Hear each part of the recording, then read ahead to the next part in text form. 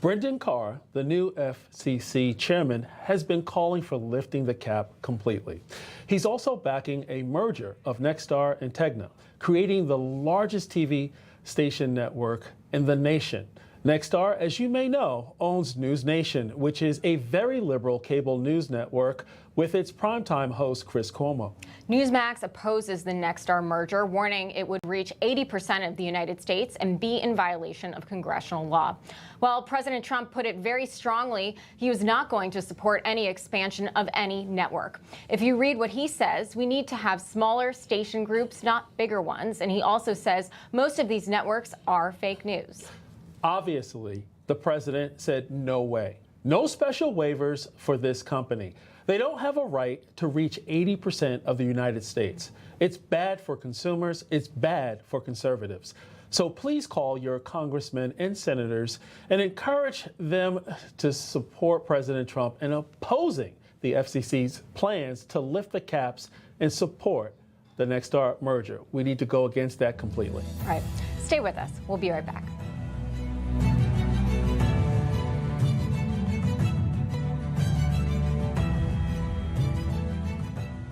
It used to be common. Our newscasters had common sense. They gave it to you straight, just the facts, and real news. John Bachman is like them. He tells it like it is. Catch him every weekday on Newsmax 2. Hi, folks, we're back. If you've been injured in an accident that's not your fault and you don't have an attorney, listen up. We have legal professionals standing by to answer your questions and tell you what your case is potentially worth. Pick up the phone, call now. It's the Medicare Annual Enrollment Period Challenge. You have Medicare Advantage questions. Let's see if our contestants have answers. Medicare Part C plans, which typically offer additional benefits not included in Parts A and B, are commonly known as what? Medicare Advantage plans. Medicare Advantage plans is the right answer. How can you find out what carriers have Medicare Advantage plans available in your area? Using the number on your screen to make one call to find plans in your area. Yes, absolutely. Just one call could do it all. And who will walk you through your Medicare Advantage plan options? A licensed insurance agent. That is correct. Round two. Name two features of Medicare Advantage plans that a licensed insurance agent will help you find from multiple carriers. Benefits and options. Yes, indeed. Now, with just one call, you can find a Medicare Advantage plan that fits your blank and blank. Needs and budget. That's true indeed. Remember, just one call could do it all. What are two things that you might save when a licensed insurance agent helps you compare plans? Time and money. You got it, time and money. Here's the final question. When can all Medicare-eligible individuals call to compare Medicare Advantage plans? During the Medicare Annual Enrollment Period, which is right now, and it's free to call. And you are our trivia winner. For a limited time, you have the opportunity to make a call for a free, no-obligation consultation. So call the number on your screen right now and connect to a licensed insurance agent who can help you find a Medicare Advantage plan that meets your needs. For a free no-obligation consultation, call 800-899-3958, 800-899-3958.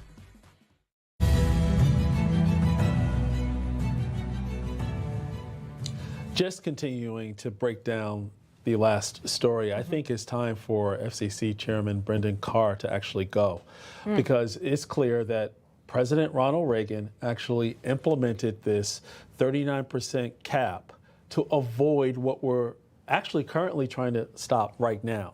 Yeah. The liberals from actually gaining 80% of local news. It should be balanced, folks. Why? Because we deserve a republic that can actually weigh all factors and all things as they head to the polls or actually support local legislation. Yeah, and President Trump is very much aligned with Newsmax's position on this, and the media does have such an important influence, so it shouldn't be the fourth branch of government. It should be open to all of us. Yeah, and some people might even say many of these agencies, government agencies, they act as though they're congressional leaders. You're watching theDove TV, encouraging and informative for Yuba City and Northern California. Seen on KYUB 15, KKPM 28, and these Dove TV affiliates. Okay. You're tuned to theDove, encouraging and informative. Helping Oregon, Northern California, Idaho, and Nevada start the day with news and encouragement. This is Mornings on the Dove. Well, good morning, good morning, good morning. Welcome to Mornings on the Dove. The geezer and a sidekick here. The gang's all here. We are back. We're like bad habits. We return. Yeah, we found our way back. That's We right. did, yeah. Yes. Thank you, Paulina, for getting up early. Yes. All right, good stuff all the way around. Good morning to you. Happy Monday. A short week with Thanksgiving down at the end of the week. I think by tomorrow everybody pretty much checks out. It could be, yeah. Yeah, so anyway, welcome to Mornings on the Dove. A lot going on in the news. There always is. Raining at your house or drizzle? Just a little drizzle. Little drizzle. That's it. On and off on the way in. Okay, so we got the drizzle going on Yeah. here this morning. Anyway, good morning to you. What do you got, man? Well, I only have one thing today. Oh, okay. We've talked about this before, but we have one thing, and it's one thing to eat. It is National Sardines Day. Sardines. No. Did you know that sardines aren't really just one kind of fish? Sardines are several small types of small, oily fish related to herrings. While we might be most familiar with sardines packed in cans, some enjoy fresh sardines grilled. Never had that. It can also be pickled and smoked. I've had a little bit of smoked sardines. Now, sardines migrate in large groups. We're seeing some of that on the screen, creating a spectacular display known as the greatest shoal on Earth. It helps them reduce the chances of being targeted by predators. And nutritional value, oh my goodness. Sardines are small, but they're nutrient-rich fish. They belong to the herring family, are an excellent source of omega-3 fatty acids, making them a healthy dietary choice. And they are named after an island off the Italian coast, Sardinia. Sardinia. How about that? They used to be a major producer of these fish. Today, sardines are still a vital part of Sardinia's economy, but they're reducing these days. And canned sardines have a very long shelf life. Yeah. When it comes to sardines, some brands can last even longer than the one that they tested, up to 5 years. 5 years on your shelf. You know what? You know what this would be good for? What? Preppers. Yeah, there you go. Yeah, because it's a great source of protein and omegas and stuff. You put on your shelf for years, but you should probably rotate it out. And I got a call on my way home yesterday. Pam and I are driving home from visiting my mom, and I got a group of grandbabies, and they know how much I love sardines. Yeah. And they yelled, "Grandpa, we just ate sardines." Oh, really? Oh, boy. They were thrilled. It's like a treat for them. Well, you know, you see that picture. What? Of all those sardines, and then the whales come in and get a mouthful. Yes, or the birds, sharks, everything. Yeah. So, how would you like to know that you were created to be eaten? Yes, you are low on the food chain. I mean, in God's economy and life cycle, he created the sardine for food for somebody else. That is so true. So you were created to be eaten. Have you found your life's purpose? Yes. Yeah, you better. You better real quick. Yeah. Well, I don't know. I can't even remember the last time I had a sardine. Oh gosh, I can. Oh, can you? Yeah. Are they kind of like oysters? Can you chew once before they slip down? Yeah, especially if you put them on crackers. You know, if you have a nice neutral cracker, it's got the crunch underneath, so you have that good texture difference. And by the way, you know, you can buy sardines anywhere, including the Big C, except you're buying a package of a group of them, not a can. Well, with a 5-year shelf life, who cares? You know. Bada boom. All right, there you go. All right, anyway, here's Sardine's best salesman right here doing the weather. A look at our weather from Grange Co-op. Today in northern Oregon and southern Washington, a chance of showers with highs in the mid to upper 40s for Vancouver and Portland and near 50 in Wilsonville. A slight chance of showers, patchy fog, and a high near 48 in McMinnville. Moving down the Willamette Valley with a slight chance of showers and highs near 50 in Salem and Albany, some patchy fog near Corvallis and a high of 50, and partly sunny and near 51 in Eugene. In Central Oregon, mostly sunny and mid-40s in Prineville and Bend. A slight chance of showers, then mostly sunny and low 40s in Sun River. And a slight chance of showers in Boise, Idaho, then partly sunny and 47. Patchy fog along the Oregon coast this morning, then sunny to mostly sunny with highs in the mid-50s for Coos Bay, Port Orford, and Brookings. Some drizzle and patchy fog, then partly sunny and 58 in Crescent City. In southern Oregon, patchy dense fog, then partly sunny with highs near 53 in Grants Pass and Medford, decreasing clouds and low 50s in Ashland, partly sunny in the Klamath Basin with highs in the mid to upper 40s. In Northern California, patchy dense fog, then mostly sunny in Wairika with a high near 53, sunny in Redding and Chico with daytime highs near 63, and decreasing clouds in Sacramento with a high near 61. In the Bay Area, patchy fog in Santa Rosa and Napa, then clearing to sunny in mid-60s, becoming sunny in San Francisco with a high near 63, and today in San Jose, patchy fog, then sunny in mid-60s. It's a snapshot of your Monday weather from Grange Co-op. Look at that. I think that is snow. It looks like it, doesn't it? Yeah, that's the lodge. And so we'll keep an eye on this, but 'tis the season. Yeah. And there's other issues to be concerned about if you are traveling this week. This is the highest travel week. This is more traveling this week than Christmas. That's right. Yeah. Yes. And so anyway, there's a little snow at the top of the hill. We'll keep an eye on that. All right. And for our friends in California, they really got dumped on last week with rain and in the upper elevations. So we were in the San Joaquin Valley. You could see the Sierra Nevada mountain range really well, and they were covered already. So it's starting a little bit. So many mornings I would take off flying. Oh yeah. And see the sun come up over the Sierra. Oh, isn't it? You know, it's snow cap. Gorgeous. You know, gosh, yes. it's just beautiful. Yep, Yeah. good stuff. So, well, I don't know about you, but there are times in my life where I reflect upon some of the shortcomings that I have had in my life. I think that we have all had to deal with these issues, but Pastor Greg Laurie encourages us with the thought that though we have not lived perfectly, Jesus has, and He is here for you. You have a choice in life. When I was talking to those kids, I said, you have your whole life in front of you. Make the right choices now, and you won't regret it later. But I think of so many people who've made the wrong choices. You know them. Maybe you're one of them. But here's the good news. Even if you've made some bad choices, it's not too late to change. It's not too late to come to the Lord and say, Lord, I've made a mess of my life. I've missed opportunities. I've wasted time. I've wasted so many things. But I'm coming to you and I'm asking you to help me and to change me and forgive me. That's why Jesus died on the cross. Listen, Psalm 1, there's only one person who has ever lived Psalm 1 perfectly. No one has, but Jesus lived it perfectly. He never walked in the counsel of the ungodly. He never walked in the way of sinners or sat in the seat of the scornful. He did meditate in God's word day and night. He was like that tree planted by the rivers of water that brought forth fruit in his season. But then he went and died on a tree, so to speak. The Bible says, cursed is every man that hangs on a tree. Jesus died on the cross for our sin so we could be forgiven in life.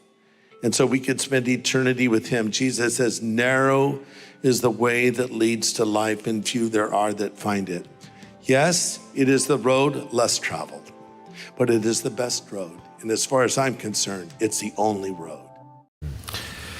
There it is, the gospel in a nutshell. He's a good preacher. Right there for you. Good stuff all the way around. All right, happy Monday to you. Let's take a look at some of the top stories that happened over the last 48, 72 hours or so. Well, this is so interesting. Representative Marjorie Taylor Greene has announced that she will be resigning from office in January 5th, and she criticized both the Republicans and the Democrats, stating that nothing ever gets better for regular Americans. But this was a result of her and the president getting into a tangle, and the president decided that he would not endorse her for re-election. Right. I'm going to play a clip from her. Well, let's play the clip, and then I'll come back on it. Here's what she had to say. If I am cast aside by the president and the MAGA political machine and replaced by neocons, big pharma, big tech, military-industrial war complex, foreign leaders, and the elite donor class, that can never ever relate to real Americans, then many common Americans have been cast aside and replaced as well. There is no plan to save the world or a 4D chess game being played. When common American people realize and understand that the political industrial complex of both parties is ripping this country apart, that not one elected leader like me is able to stop Washington's machine from gradually destroying our country, and instead the reality is that they, common Americans, the people, possess the real power over Washington, then I'll be here by their side to rebuild it. Until then, I'm going back to the people that I love, to live my life to the fullest as I always have, and I look forward to a new path ahead. Okay, so this is a result of really some bad actions on both sides. Okay. And I really think we got to stop this name calling. We can disagree with people, okay, and I get that. That's the art of politics, give and take, and all this and that. But when you start doing personal name calling back and forth, this has got to stop. Yeah. And it's got to stop first with the president. He gets an A+ in this. Yeah, you're right. And I think it's his downfall, and it will ruin a lot of the good things that he's doing. It's creating a level of unacceptable handling of human beings as a model for our country and our children to look at, and it's got to stop. But look, they're both hawks. They're both strong people, and there wasn't room for both of them in the same room. They both can't be in the same room. They're both highly opinionated, and at one time, you know, she was really in his camp. Yeah, what happened? Well, I mean, where did the fracture, the fissure start? Well, I guess you can go back and unwind it, but is it really worth it? I mean, it's quite frankly, it's petty. Yeah. Well, let me ask you this: is this part of a? Remember, we were a little bit disappointed in Matt Gaetz and Marjorie Taylor Greene when they ousted the last speaker. Right. Now they're both gone. Right. Or at least supposedly. Right. Is this part of a bigger plan? Maybe. I think what it is. She makes a good point that the wheels of government are dirty. And in many areas corrupt. Yeah, boy, yeah. But they didn't get into that condition overnight, and you're not going to correct it overnight. True. Yeah, I think she would be better off staying there as an ideologue, even though she's hard to get along with, than to come out and criticize everybody and make herself the queen of righteousness, because that's just not true. Yeah. You got to stop and say, okay, we got problems, but that's why you get elected. You go in there and you do your part. Okay. You know? But man, I'm not disagreeing with the problem she's recognizing, but I think she kind of put herself in her own condition. One last question on her. Where does she go from here? Does she become a lobbyist? Is there a portion of her background that indicates that she will go into a particular field? Yeah. What do you think? I don't know. She went in. I looked at her net worth today from when it was when she went in. Okay. It's considerably different. Isn't that interesting how that happens? On both sides of the aisle. Both sides of the aisle. Yes. So that's what happens there. All right, let's take a look at the other story. This has to do with somebody starting an airplane up out there. Yeah. This has to do with the Democrats that told military to disobey orders. Oh, yeah. Now, this is a classic example of, I think, being mishandled. But now they're calling it sedition. Yeah, right. It went from insubordination to tyranny to insurrection. Now it's sedition. So all of those carry a different meaning, and all of them carry a different consequence. True, yeah. So apparently sedition is the crime, and this is where 5 members of Congress, one on television, recorded a video telling the military to disobey illegal orders from the president. They never said what the orders were. Well, the president in return now, as you know, he called for basically their execution. And I have to say that was the wrong thing to say. I don't know why he did that. But that's who he is. I'm not trying to give him a pass. I think it was the wrong thing to say, and it just fueled the problem. But in the meantime, he's calling them traitors and told that the military to disobey my orders those should be in jail right now. But here's the question. What is the crime of sedition and what is the consequences? Yeah, that's a great question. Yeah. But what you have here is members of Congress telling the military to disobey the president's orders. And they said they were illegal, but never came out with what was illegal. And in fact, one of the, Senator Alyssa Slotkin, who was part of this group, and the ex-CIA, by the way, she's worked for the government for a while, she took questions during yesterday on This Week, and she was asked which particular orders were illegal, and she said, I'm not aware of any. Okay. So they don't have any. I know what it's about. It's about the drug boats. And it's also about, they're trying to hide behind the district judges, federal judges that are telling the military to stand down. National Guard? The National Guard to stand down. Yeah, good point. Yep. Okay. Yeah. But that's not how it came across. Right. No, you're right. Okay. So anyway, another situation that's heated up.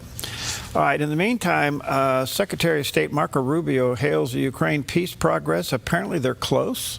There was one report over the weekend where he said it's not our idea, and then he turned around and said it is our idea. Have you, I say this cautiously, folks, be very careful reading headlines these days. Oh boy, yes. Be very careful. Yes. The first thing you ought to do is cross-check it. Yeah. If you see a headline on social media, immediately go to one of the sources that you get for news, whether it's Fox or CNN or whatever. Yeah. Go to one of those headline stories. Just see if it shows up there. Right. If it's not there, it's highly bogus. Right. And you know what? If you can't trust an official-looking notice on a bill from PayPal, because and I just got one. It was so fraud. It was unbelievable. You know that there are some false headlines going out there, or at least some that you should check on before you put your weight on it. Well, the other one I got over the weekend was you just won a one of those home generators. Oh, what size? Click here. That's what I did. I went. I go, okay. Yeah. Click here. That's all it said. Yeah, right. I'm going to push that button? I don't think so. Oh, man. Anyway, back to Secretary of State Rubio. Sorry. He does say they're close to a deal in Ukraine, and here's a few of his comments this morning. We arrived here today with one goal, and the goal was to take, is 28 points or 26 points, depending on which version as it continued to evolve, and try to narrow the ones that were open items. And we have achieved that today in a very substantial way. Now, obviously, like any final agreement, they'll have to be agreed upon by the presidents, and there are a couple issues that we need to continue to work on. But I think the report today is that I think today was worthwhile. It was very, very. It is probably the most productive day we have had on this issue, maybe in the entirety of our engagement, but certainly in a very long time. But work remains, and because this continues to be a working process, I don't want to declare victory or finality here. There's still some work to be done, but we are much further ahead today at this time than we were when we began this morning and where we were a week ago for certain. Whether it's Thursday, whether it's Friday, whether it's Wednesday, whether it's Monday of the following week, we want it to be soon because people are going to, between today and the time we deal with this, more people are going to die. More destruction is going to happen. Our goal is to end this war as soon as possible, but we need a little more time. Okay, well, at least they're working on it. Yeah. Instead of talking about it. You know what? Every time I see Marco Rubio now, it's like the cream is rising to the top. I get more and more confidence in him and honestly see him as the next wave. Well, the late Rush Limbaugh said several times during his show, one day Marco Rubio will be president of the United States. He felt that very strongly. In fact, this book that I keep going back to, sitting on my desk at home, I just open it up kind of, arbitrarily open up to a chapter and read. Yeah. And I happened a couple of weeks ago to come open to that section where he said that Marco Rubio would be president of the United States someday. And I look, I'm not pushing him one way or the other. I will say this. I think the hardest job in the world for running for president will be the next Republican candidate to follow Trump. Yeah. And the reason being is how do you shake his arrogance and yet hold up his policy? Yeah. And that's going to be a campaign nightmare for somebody. You got to find your own ground which has to be a whole lot more civil than this president is, Yeah. but yet at the same time protect the good work that he's done. Okay, you brought up civility. Okay, hang on a second. I know, and this is going off track. Jerry's emailing. Here I am. Speaking of civility, I saw a great article about the meeting between Donald Trump and Mamdani. Oh, yeah. There you go. I mean, here we go. I didn't talk. I was going to put that story in here today, but I thought, oh, well. Oh, no, I'm glad. Okay, Well, I'm glad either you got way, it. you know, I'm pulling it in here. But the article was, did Donald Trump and Mamdani just show families who are on opposite ends of the spectrum how to get along over the Thanksgiving holidays? That's about all you could take from that meeting. Yes. Now, the thing that I liked the best, and I mentioned this earlier, was here you got the president sitting at his desk, and he's got the mayor of New York, elect anyway, standing next to him. It's like, I'm glad they didn't both sit down and make him statesman-like. It was like he was kind of standing by the president. And a reporter asked the mayor-elect, says, do you still think that Donald Trump is a fascist? And Mamdani's like a deer in the headlights, and he's starting to explain, and Trump laughs and says, just say yes, it's a lot easier than trying to explain, and laughs, and they go on to the next thing. Yeah. Totally diffused the whole situation. By the way, when he left the White House, he did call him a fascist. Well, sure, yeah, Trump gave him permission. He would have anyway, yes. I mean, there are moments of civility. Yes, and you know, it's funny because Mamdani also talked about how constructive the meeting was. And I thought, oh, are they trying to get along here? Well, I don't know. I don't know.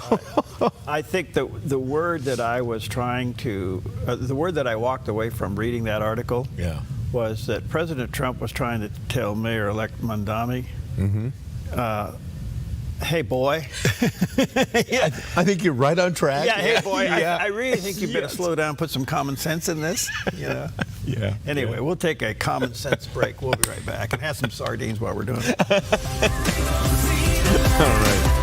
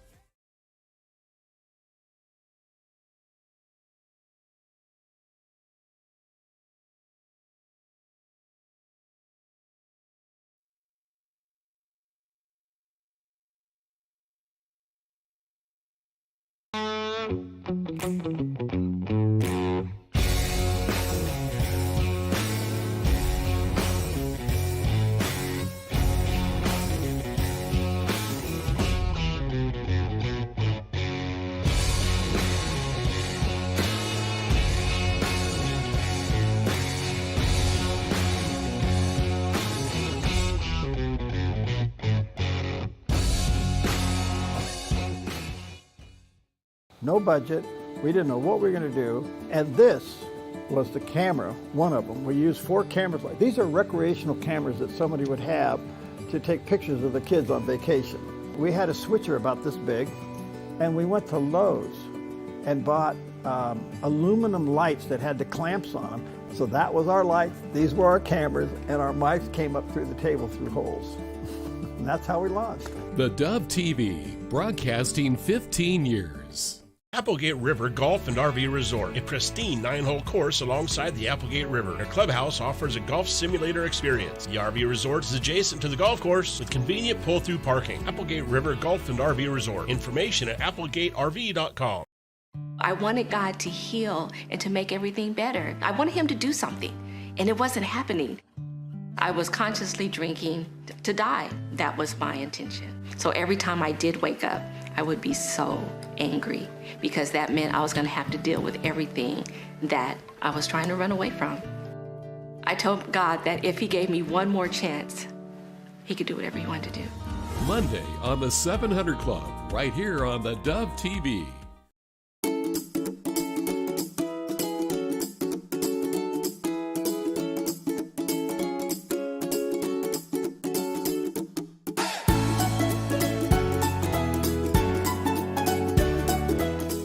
It's causing problems, and U.S. Senator Maria Cantwell from Washington State on Friday demanded answers from BP about the leak that has forced the shutdown of the major Pacific Northwest fuel pipeline, threatening the fuel supply for jets at the Seattle-Tacoma International Airport just in time for, guess what, Thanksgiving. Yeah. Not to mention the fact that high prices will go up. The 400-mile Olympic pipeline is the backbone, as we know, of the region system, moving gallons of gasoline and diesel. The pipeline system has been shut down since Monday, following an intermittent, short-term shutdown after a leak was discovered just near Everett, Washington. Now, how in the world does a pipeline get a leak? Yeah. Yeah. What is that? Was that an earthquake? I wonder. Or is it sabotage? Well, there you go. I don't know. Yeah. Anyway, they're working, but apparently this will impact prices and travel. Oh, goodness. So there's the leak. Now, let me ask you this. So you got a leak in the pipeline. Yeah. Who's responsible? Yeah. And what about the damage around the area? Right. And what happens when it leaks? I mean, what is this a real liquid? Is this more crude-like? What's flowing? How dangerous is it? Yeah. All right. And the other thing is, the big equestrian center out here at the Expo, it was temporarily closed. What? Yeah, the temporary administration order issued by the Department of Agriculture shut her down. Really? Apparently there's some issues for animal safety and human safety, along with other issues that they're not mentioning. What? Yeah. What's going on, I wonder? I have no idea. Now, I will say this. If you're in the horses, this is one of the great places. Horses, it's cheaper. Ladies and gentlemen, it's cheaper to have a house full of kids than it is to own a horse. And to send them all to college and for the girls and pay for the weddings than it is to own a horse. Do not let your young girls fall in love with a horse. It will bankrupt you. Oh, amen, brother. You are right. Okay. Then the other big news is kind of industry news, excuse me. As you know, the FCC is looking at lifting the cap rules. And what this basically means is that other large companies can start buying out other companies. And we small guys have been filing complaints about this. I filed mine last week. I filed 2 of them. I filed one with the NRB and one independently. We don't want this. Well, in the meantime, this would also open the door for other networks to buy other networks. Do you realize how dangerous this would be? Yeah. This is so totally against the monopoly laws that we had earlier on. Wow. And so I'm hoping that the FCC chairman will see the light of day. By the way, the president pretty much came out against his own chairman and said, don't do this. Oh. You cannot have networks buying other networks. Yeah, right. I mean, you talk about bias and control of the narrative. We already have a problem with fake news. How in the world would you ever control this? Yeah, and don't antitrust laws come into play in some? Well, you would think, you know. But anyway, we'll see where this is going. But I did my part. I filled out all my forms and. Oh, okay. So you're official? But, I'm like, you talk about a sardine in the ocean. That's me. I'm waiting to be eaten by something. A big shark. A big shark. Yeah. But anyway, some regional news. All right, let's take a look at the satellite image for you today. We're kind of nice today. We do have some showers over the top of us, but apparently it will come and go. Yeah, they say it's going to go away, and we're going to see some clearing, but only low 50s today and tomorrow, and then some general clearing by the middle of the week. Wednesday, we're going to see a little bit portion of the sun, and then starting to cloud up going into the rest of the week. But cool 50s, Thanksgiving holiday at least looks semi-dry. Okay. What do you think? Well, we'll see. Yeah, okay. Hey, we're looking at the Epstein case. Yes, and Alan Dershowitz has an interesting take on this as he joined Newsmax's Sunday Report, and he noted that the Epstein case is the new McCarthyism and uncovers an anti-Semitic streak with those who are pursuing it. No, this is the new McCarthyism. This is the same as what Joseph McCarthy did in the 1950s. He would hold up a piece of paper and say, I have a list of names of communists. And we're seeing members of Congress, several of them, including the one who just announced their resignation, that she was going to get on the floor of Congress and hold up a list of 20 people without an opportunity to respond. This is pure McCarthyism. They're going after the lawyers, people like Starr and myself, who represented Jeffrey Epstein. They're presenting witnesses who are overt liars. Let me give you an example. One of the key witnesses is a woman named Maria Farma. Here's what she's accused only Jews of being pedophiles. Here's what she said in a recorded interview. I have a hard time with the Jewish people. All the Jewish people I met are pedophiles who run the world economy. They're Jewish supremacists. They're people under the influence of the Rothschilds. Now, these are the kinds of witnesses that are being used. Yeah. This is McCarthyism. And what they're doing is suppressing the information. For example, CNN featured Maria Farmer over and over again, never mentioning her anti-Semitism, never mentioning her bigotry, never mentioning her lies. So we have to be so careful, whether it's Democrat or Republican.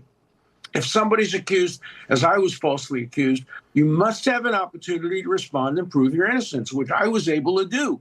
But if they don't give the information out, if they suppress the information, then to be the victims of McCarthyism.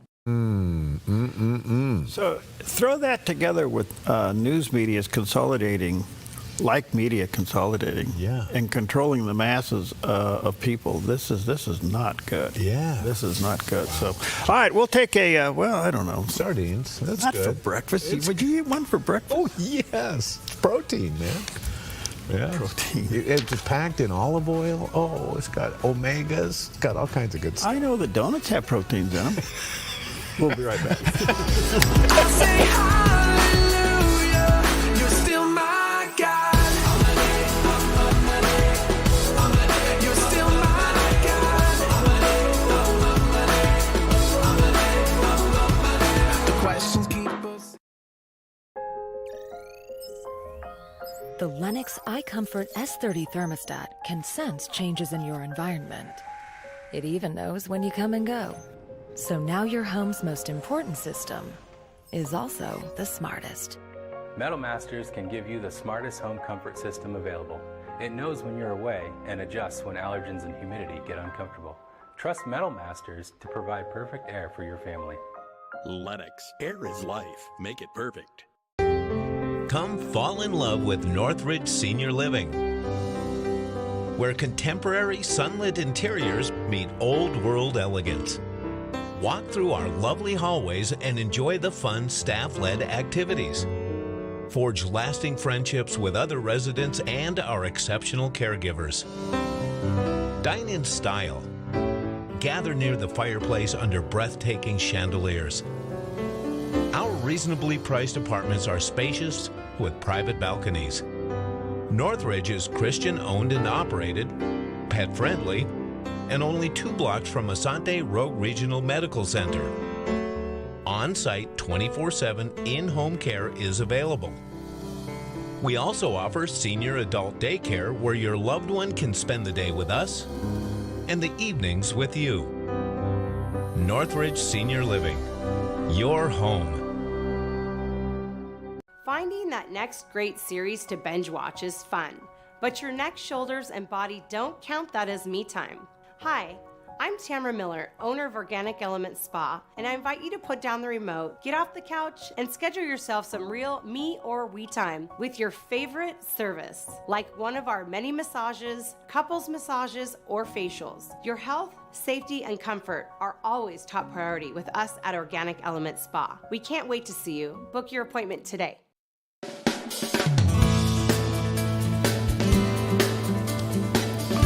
Welcome back. Happy Monday to you as we head down Thanksgiving week, which will be a travel week for a lot of people. And it looks like the weather, for the most part, might cooperate, but it is cold. You know, it really has dropped. You know, have most of your leaves gone? Yes. You know? Yeah, I would say there's 6 left on one tree. I got to shake those down. I got some blowing to do around my place. All right, good morning to you. Let's check in with CBN Newswatch and get caught up. This is CBN Newswatch. Thank you so much for joining us for CBN News Watch on this Monday, November 24th. I'm Ephraim Graham. We're going to begin this half hour with news from the Middle East. Escalating tensions to Israel's north and south, from a major targeted strike in Beirut to new threats against an already fragile ceasefire in Gaza. And a major U.S. policy shift on the Muslim Brotherhood coming from the White House. Paul Petit has more on our top story. He reports from Jerusalem. The IDF has confirmed a major targeted killing in Beirut Sunday, eliminating Hezbollah's chief of staff, Haytham Tabatabai. He was considered the number 2 commander in the Iran-backed terror network. The U.S. had placed a $5 million reward on Tabatabai. Hezbollah later identified 4 other operatives killed in that strike. In Israel, the prime minister promised to continue acting decisively against Hezbollah and Hamas. The immediate actions to thwart the attacks are taken by the IDF automatically. As for the responses, it goes through the Minister of Defense and ultimately it reaches me. And we decide independently of any source, and that's how it should be. Israel's responsible for its own security. Hezbollah claimed the attack crosses a new red line. As a result, Israeli security officials say they are bracing for a possible retaliation. Missile defense systems across Israel are now on high alert. I expect the Lebanese government to fulfill its commitment to disarm Hezbollah, because only in this way will every citizen in Lebanon be able to have a better future, and only in this way can good, safe neighborliness exist between Israel and Lebanon. Meanwhile, in Gaza, the Saudi Arabia news outlet Al Arabiya reported that a Hamas source warned U.S. envoy Steve Witkoff that the terror group may declare the ceasefire over, claiming violations by Israel. But the IDF says there have been hundreds of Hamas ceasefire violations since the agreement was reached in October. Just over the weekend, the Prime Minister's office says 5 senior Hamas terrorists were killed after IDF soldiers were attacked by Hamas. This is Hamas, the terror organization who said they were committed to this plan, has continued to prove otherwise. This underscores the importance of why Hamas must be disarmed and Gaza demilitarized, as outlined in the 20-point plan. Now, violations by Hamas continued throughout the weekend. And in Washington, President Donald Trump announced his administration is moving forward with designating the Muslim Brotherhood as a foreign terrorist organization. Trump told Just the News the move will be made in the strongest and most powerful terms. The decision comes as Republican leaders in several states push for tougher action against groups they say are linked to terrorism. And back here in Israel, the government prepares for more warfare against Hamas and Hezbollah if necessary. Paul Petit, CBN News, Jerusalem. And our CBN News Middle East Bureau Chief Chris Mitchell is joining us now from Jerusalem to continue our coverage. So, Chris, what more can you tell us on this targeted killing in Beirut over the weekend? Why was this so important? And do you believe Lebanon will fully enforce the ceasefire agreement? Well, it doesn't seem like Lebanon, or more specifically, the Lebanese army is unwilling or unable to disarm Hezbollah.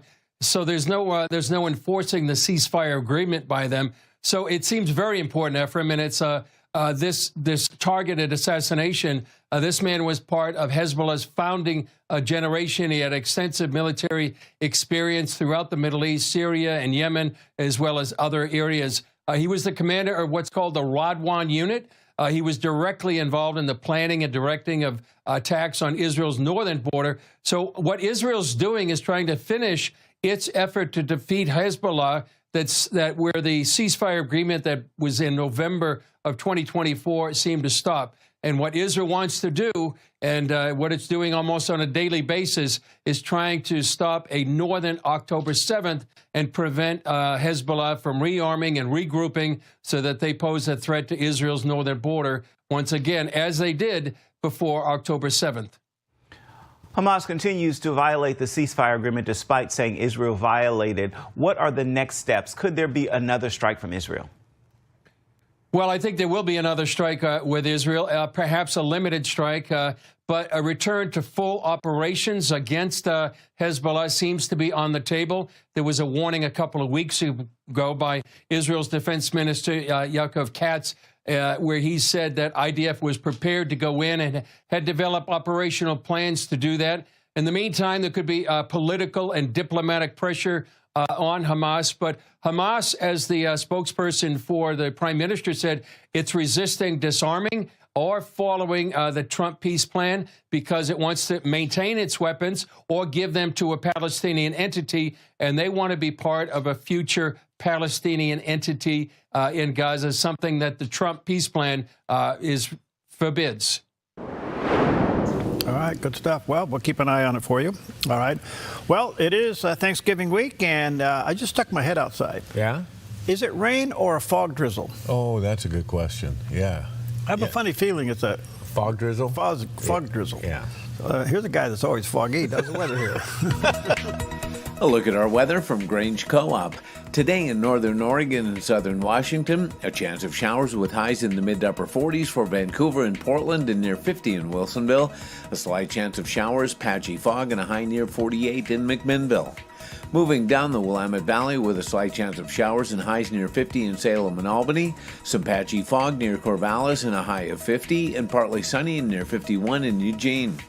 In central Oregon, mostly sunny in mid-40s in Prineville and Bend, a slight chance of showers, then mostly sunny in low 40s in Sun River, and a slight chance of showers in Boise, Idaho, then partly sunny in 47. Patchy fog along the Oregon coast this morning, then sunny to mostly sunny with highs in the mid-50s for Coos Bay, Port Orford, and Brookings. Some drizzle and patchy fog, then partly sunny and 58 in Crescent City. In southern Oregon, patchy dense fog, then partly sunny with highs near 53 in Grants Pass and Medford, decreasing clouds in low 50s in Ashland, partly sunny in the Klamath Basin with highs in the mid to upper 40s. In northern California, patchy dense fog, then mostly sunny in Wairika with a high near 53, sunny in Redding and Chico with daytime highs near 63, and decreasing clouds in Sacramento with a high near 61. In the Bay Area, patchy fog in Santa Rosa and Napa, then clearing to sunny in mid-60s, becoming sunny in San Francisco with a high near 63, and today in San Jose, patchy fog, then sunny in mid-60s. It's a snapshot of your Monday weather from Grange Co-op. Well, there you go, Jerry. Yeah, a little bit of white stuff on the ground there at Mount Ashland. There you go, yeah. How about that? Previews of... Not much, but it's enough to click your skis. Yeah, and it's certainly enough to get my blood running a little bit here. So, all right, well, we'll keep an eye on the developments. It's that time of year. Well, on this day in history, November 25th, 1954, President Dwight D. Eisenhower's plane received a new name for one very important reason: safety. Just a year earlier, Eisenhower was flying aboard his aircraft Columbine II with the call sign Air Force 8610 when air traffic control nearly confused it with a commercial airliner that also had the same call sign 8610. The mix-up brought the planes dangerously close to each other in midair. To prevent anything like that from happening again, the Air Force adopted a unique permanent call sign for any plane carrying the president, Air Force One. And when Eisenhower upgraded to a new aircraft, the Columbine III, that name officially went into use. Since then, Air Force One has become an icon of American power and presidential travel. From JFK's distinctive blue and white livery designed by Raymond Loewy to the long-range 747s used today, the aircraft has served as a flying Oval Office complete with secure communications, medical facilities, and room for staff, press, and Secret Service. A simple radio miscommunication gave birth to one of the most recognizable call signs in the world, Air Force One. There you go. Made a great movie, too. Yeah, well, that was an interesting movie. Yeah, it was. Yeah, it's. By the way, there was a time when that Air Force One was in the desert down in Tucson, and it was sitting down there in the bone pile. Do you remember us talking about it? And all of a sudden, somebody wanted to get it and find a place to send it to have it restored. Really? And I put my hand up for Medford, you know, talk about being a sardine in the ocean. But I don't know where it ended up, but I think that plane has been restored. That would be terrific to be able to see that. Yeah, those Connies were an amazing airplane. A 4-engine, twin-tail. But that was the first. Did you see him in his first airplane he was flying? That was an Aero Commander. I saw that, yeah. That was a very small airplane. Yeah. But anyway, kind of interesting. Yeah. All right. Well, Alistair Begg from Crossway answers what it means that Jesus has the name above all names. You know, the fact that it's the name above all names means that it is just that. That the name that he has been given, interestingly, in that statement, it doesn't specify what his name is. I think probably it is, as in Philippians 2, where he says Jesus is Lord. The word that is translated there as Lord is the same word that is Yahweh in the Old Testament. So I think that the declaration is straightforwardly that his name is the name of God, and that name is not a designation, but it is a representation of the totality of who he is, that he embodies the fact that he is the prophet, the priest, and the king, that he's spoken God's word, that he rules over our rebellious hearts, and he is the priest who dies in our place. And his name is not like Muhammad, it's not like Krishna, it's not like Buddha, because it is a saving name. He is the King of Kings.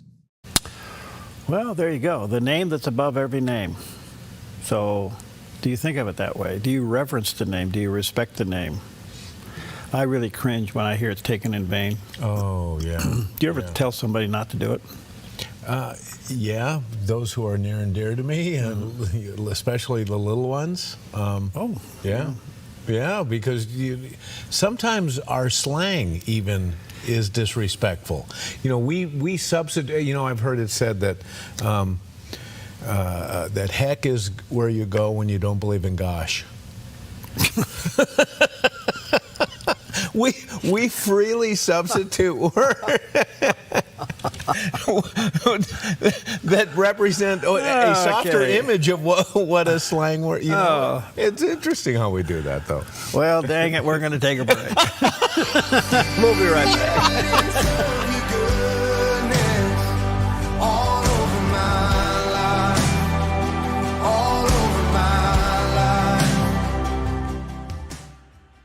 We've had some wonderful moments at the Dove, and it has always revolved around things that God's doing in this ministry. From a little radio station when we're over on Alder Creek, and as we started to grow over onto Disc Drive, and then this vision that came to Perry and the opportunity to go into TV and the Dove Television Network, and what has developed through it, and the response of God's people who support the Dove and stand with us.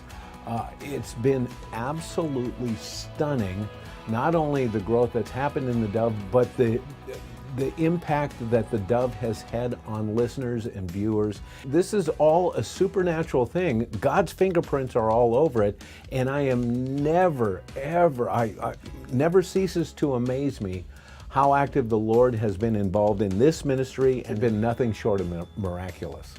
The Dove Radio, celebrating 65 years. Clean water is essential to your good health. Ultra Pure Purified Water has been delivering purified, healthy drinking water to the Rogue Valley since 1995. Locally owned and family run, Ultra Pure Purified Water uses a multi-stage process ensuring your delivery of water is 99.8% pure, so your family stays hydrated and healthy. Online at ultrapurewaterinc.com or call 541-734-0828. 541-734-0828.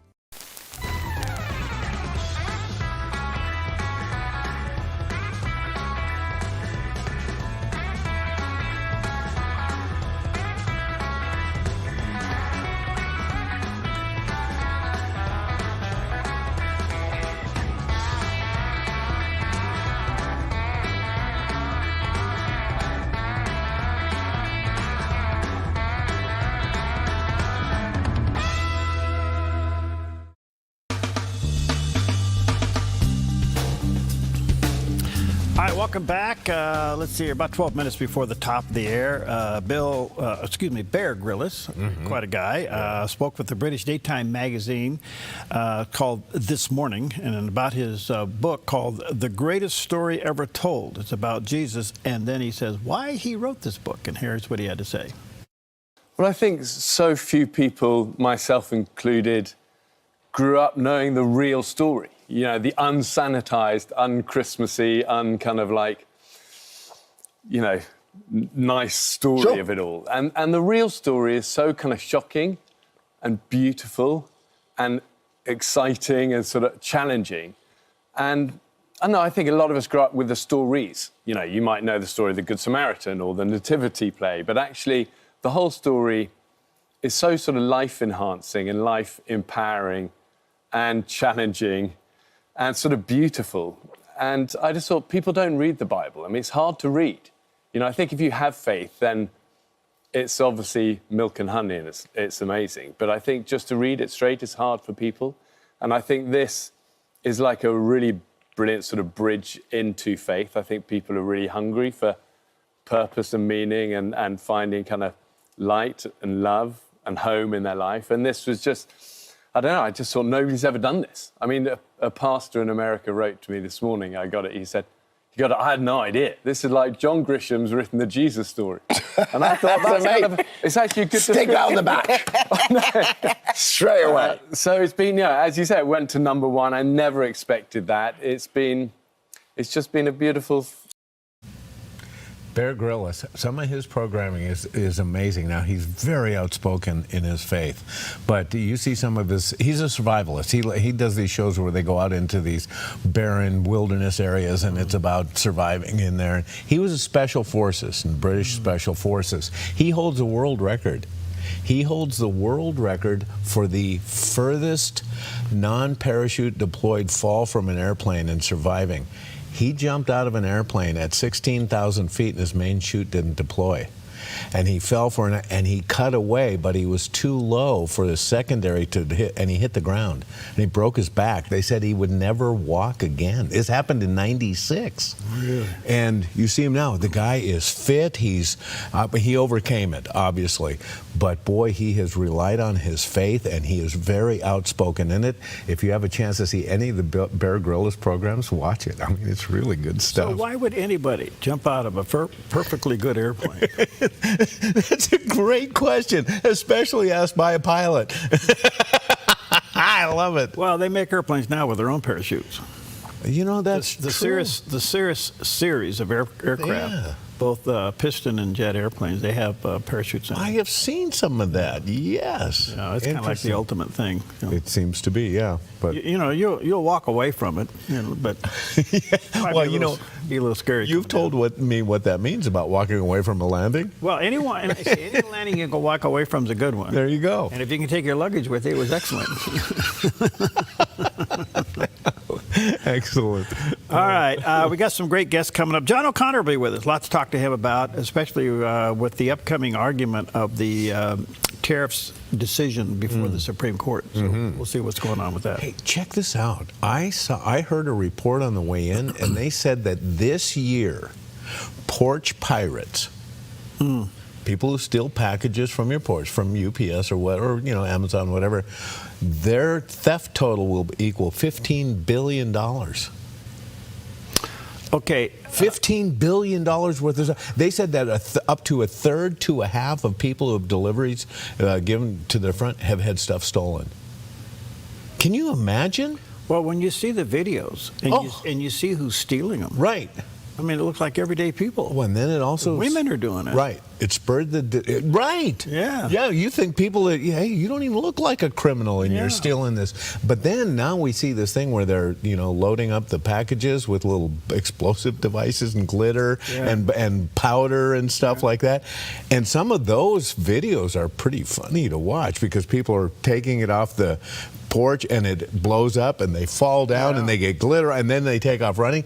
Well, the other thing is they're doing delayed fuses, so people are taking them inside their car and then they're popping and blowing powder. And now the police are saying, please don't do that.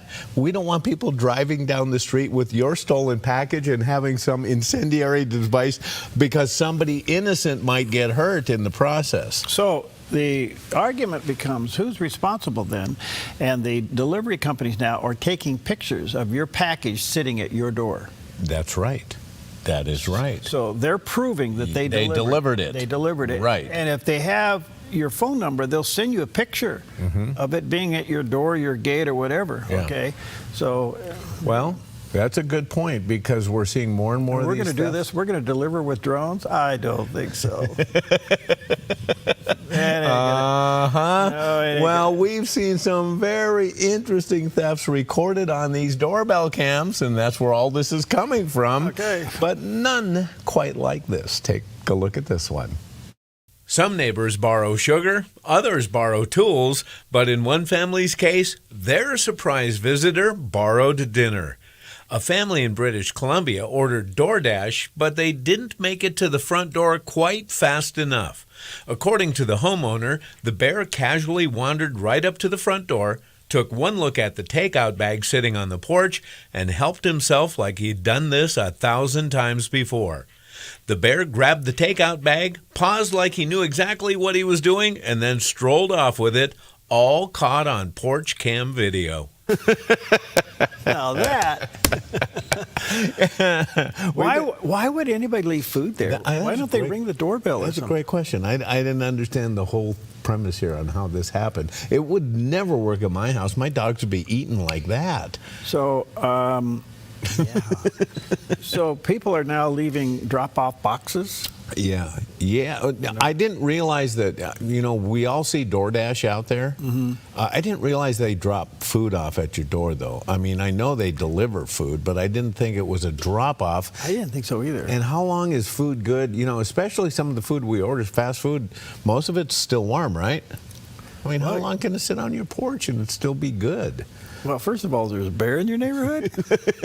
Well, we've seen a bunch of the bear thefts because those guys are pretty good. They even let themselves inside in some places. Oh, I know. And they go get inside your car. So you got to be careful. Yeah, why don't you just leave a garbage can out for the bear? Well, that's problematic there. Yeah. So, anyway. This is a new era. This kind of delivery. Yeah. Where we're seeing things. I just don't think the drone thing's going to be good. I really don't. We haven't defined how much of the airspace over your house belongs to you. Right. Is it 1,000 feet? Is it 300 feet? What is it? But Great the moment point. your drone delivering you flies over your neighbor and he doesn't like it, can he shoot it down? Well, that's a great question. Is there such thing as private restricted airspace? You can't fly drones around here, can you? No. Huh? You can't even close to an airport. Yeah. All right. Well, to be discovered. All right. Yeah. 2 Corinthians 4:16. So we do not lose heart, though our outer self is wasting away. Boy, that's true. Our inner self is being renewed day by day. So, if you pray, your inner self goes up. If you eat sardines, your outer self goes down. I don't wanna miss what you have for me. Keep me in the moment. Oh, keep me in the moment. I was 36 years old, and my wife and I decided to sell our house and buy a daytime radio station. And we moved to Southern Oregon, our young family. We came to Southern Oregon. So I had to go out at early in the morning at sunrise, turn the station on at the transmitter site, run back into the studio, go on the air for a couple of hours, program the station during the day, and then at sunset go back out and turn the radio station off. That's how we started. And we did that for about 1.5 years till we were able to get a license to stay on the air 24 hours a day. After that, that was a huge move forward, but we were still a 1,000 watt radio station. Then eventually we got another frequency and another power increase. We went from 1,000 watts to 20,000 watts AM. The Dove Radio, celebrating 65 years, encouraging and informative.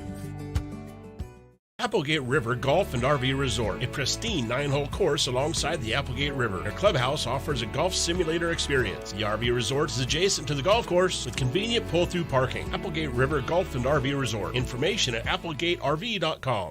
Don't let pain hold you back. I'm Dr. Joel Brind, and I developed Sweetamine to stop inflammation the all-natural way. Just use it like a sweetener once a day. It's that simple. My unique formula harnesses the power of glycine and works around the clock to boost your overall health, stopping chronic inflammation that causes pain. Try my 12-day challenge risk-free for just $19.95 with free shipping at sweetamine.com or call 1-855-GET-SWEET today. Relief has never been so sweet.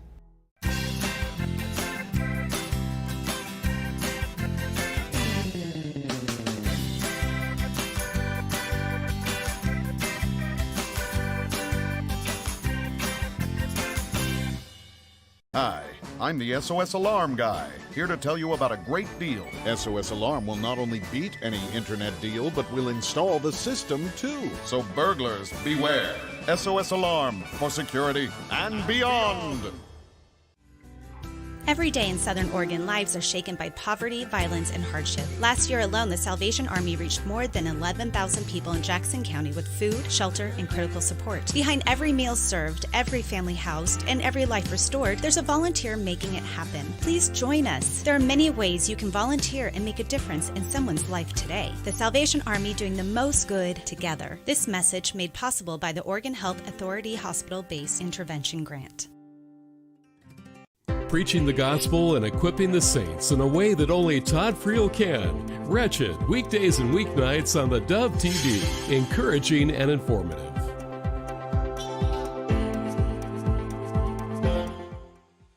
You're tuned to the Dove. Encouraging and informative.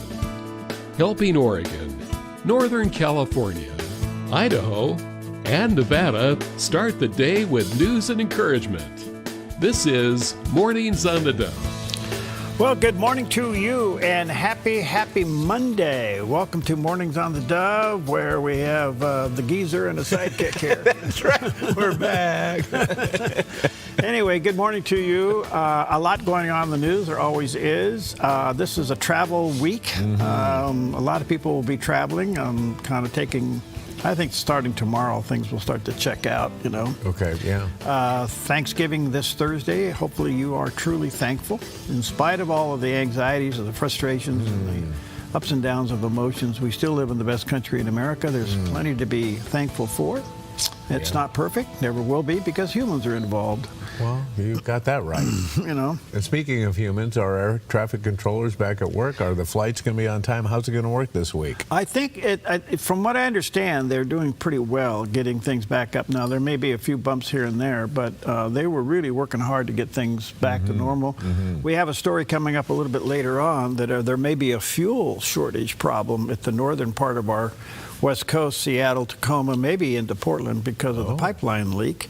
We'll talk about that. That could have an impact. We'll have to wait and see. But, hey, you know, a busy time of the year. Busy time of the year. Yeah. All right, good morning to you. What do you got? Well, I only have one thing this morning. You know, we get to eat it. It is a very important thing in our lives, well, at least for some of us. It's National Sardine Day. Recognizing these silver little fish on Sardine Day. Some people are afraid to taste these small silver fish. Others consider a delicious snack enjoyed on their own or with crackers. Yeah, they're small. You know, they are several types of small oily fish. It's not just one fish that makes up the quote-unquote sardine, but they are related to herrings. They are packed in cans. Some are enjoyed fresh, grilled, and can also be pickled and smoked. Yeah, that sounds good. They migrate in large groups, and they create a spectacular display known as the Greatest Shoal on Earth, but this helps them against targeted predators. You know, they love to be in the masses. You know, it makes it a little easier to survive, but they are high nutritional value. They have a lot of omega fatty acids, a good, healthy dietary choice, and they're named after an Italian island, Sardinia, which was a major producer of these fish. And canned sardines have longer shelf lives than you can imagine. Now, I know there's always best by dates stamped on everything from sardines to, well, you name it. But they've done tests on canned sardines and the way they can them and the way that they are pasteurized and everything. They can sit on your shelf for like 5 years. 5 years. They're sterilized using heat. Would you eat a sardine that's been in a can for 5 years? I'd try it. Well, if you're hungry, yeah, like, wait a minute. I read this story once 5 years ago that said that this can should be okay. Pam, you want to try it with me? Yeah. I don't know. Yeah, but you know, when you think about it, the canning process involves cooking, cleaning, and packing the fish in oil or water, as sealed and sterilized using heat, eliminating bacteria and microorganisms, so it avoids spoilage. And I thought, well, okay, you know, this is probably one of the cleanest foods you can eat. Let's have some for breakfast. Well, it's an acquired taste, I'll tell you that. Yeah, it is. It is. Yeah, Well, for all you sardine fans. Okay, well, there we go. Let's. This is why he's so slippery when he does the weather. A look at our weather from Grange Co-op. Today in northern Oregon and southern Washington, a chance of showers with highs in the mid to upper 40s for Vancouver and Portland and near 50 in Wilsonville. A slight chance of showers, patchy fog, and a high near 48 in McMinnville. Moving down the Willamette Valley with a slight chance of showers and highs near 50 in Salem and Albany, some patchy fog near Corvallis and a high of 50, and partly sunny and near 51 in Eugene. In central Oregon, mostly sunny in mid-40s in Prineville and Bend, a slight chance of showers, then mostly sunny in low 40s in Sun River, and a slight chance of showers in Boise, Idaho, then partly sunny in 47. Patchy fog along the Oregon coast this morning, then sunny to mostly sunny with highs in the mid-50s for Coos Bay, Port Orford, and Brookings. Some drizzle and patchy fog, then partly sunny and 58 in Crescent City. In southern Oregon, patchy dense fog, then partly sunny with highs near 53 in Grants Pass and Medford, decreasing clouds in low 50s in Ashland, partly sunny in the Klamath Basin with highs in the mid to upper 40s. Into northern California, patchy dense fog, then mostly sunny in Wairika with a high near 53, sunny in Redding and Chico with daytime highs near 63, and decreasing clouds in Sacramento with a high near 61. In the Bay Area, patchy fog in Santa Rosa and Napa, then clearing to sunny in mid-60s, becoming sunny in San Francisco with a high near 63, and today in San Jose, patchy fog, then sunny in mid-60s. It's a snapshot of your Monday weather from Grange Co-op. Well, the fog rolled in. Yeah, it did, didn't it? Yeah, so that's the top of the hill. I think that's what we have out there is really drizzly fog this morning. And everything's pretty wet. The top of the hill, Mount Ashland's got a little bit of a dusting up there this morning. Hoping for more, but we'll see. Anyway, well, how do you start your day and how do you end your day? Well, here's some great encouragement and a suggestion from Pastor Greg Laurie. One of the things I love about the Bible is it tells us we should not do things, but then it tells us to do other things in the place of that. For instance, the Bible says, walk in the Spirit and you will not fulfill the lust of the flesh, right? So do this, don't do that. So instead of walking in the counsel of the ungodly, that chapter goes on to say, but his delight is in the word of the Lord, and in it does he meditate day and night. So the word of the Lord, that's the Bible. Notice it's done day and night. You should start the day with the Bible. You should end the day with the Bible. You know, sometimes when I'm going to sleep, I just will go over scriptures that I've committed to memory, like the Lord's Prayer. Our Father who art in heaven, hallowed be your name. Your kingdom come, your will be done on earth as it is in heaven. Give us this day our daily bread and forgive us our sins as we forgive those who've sinned against us. Lead us not into temptation, but deliver us from the evil one. For yours is the power, the kingdom, and the glory forever. Amen.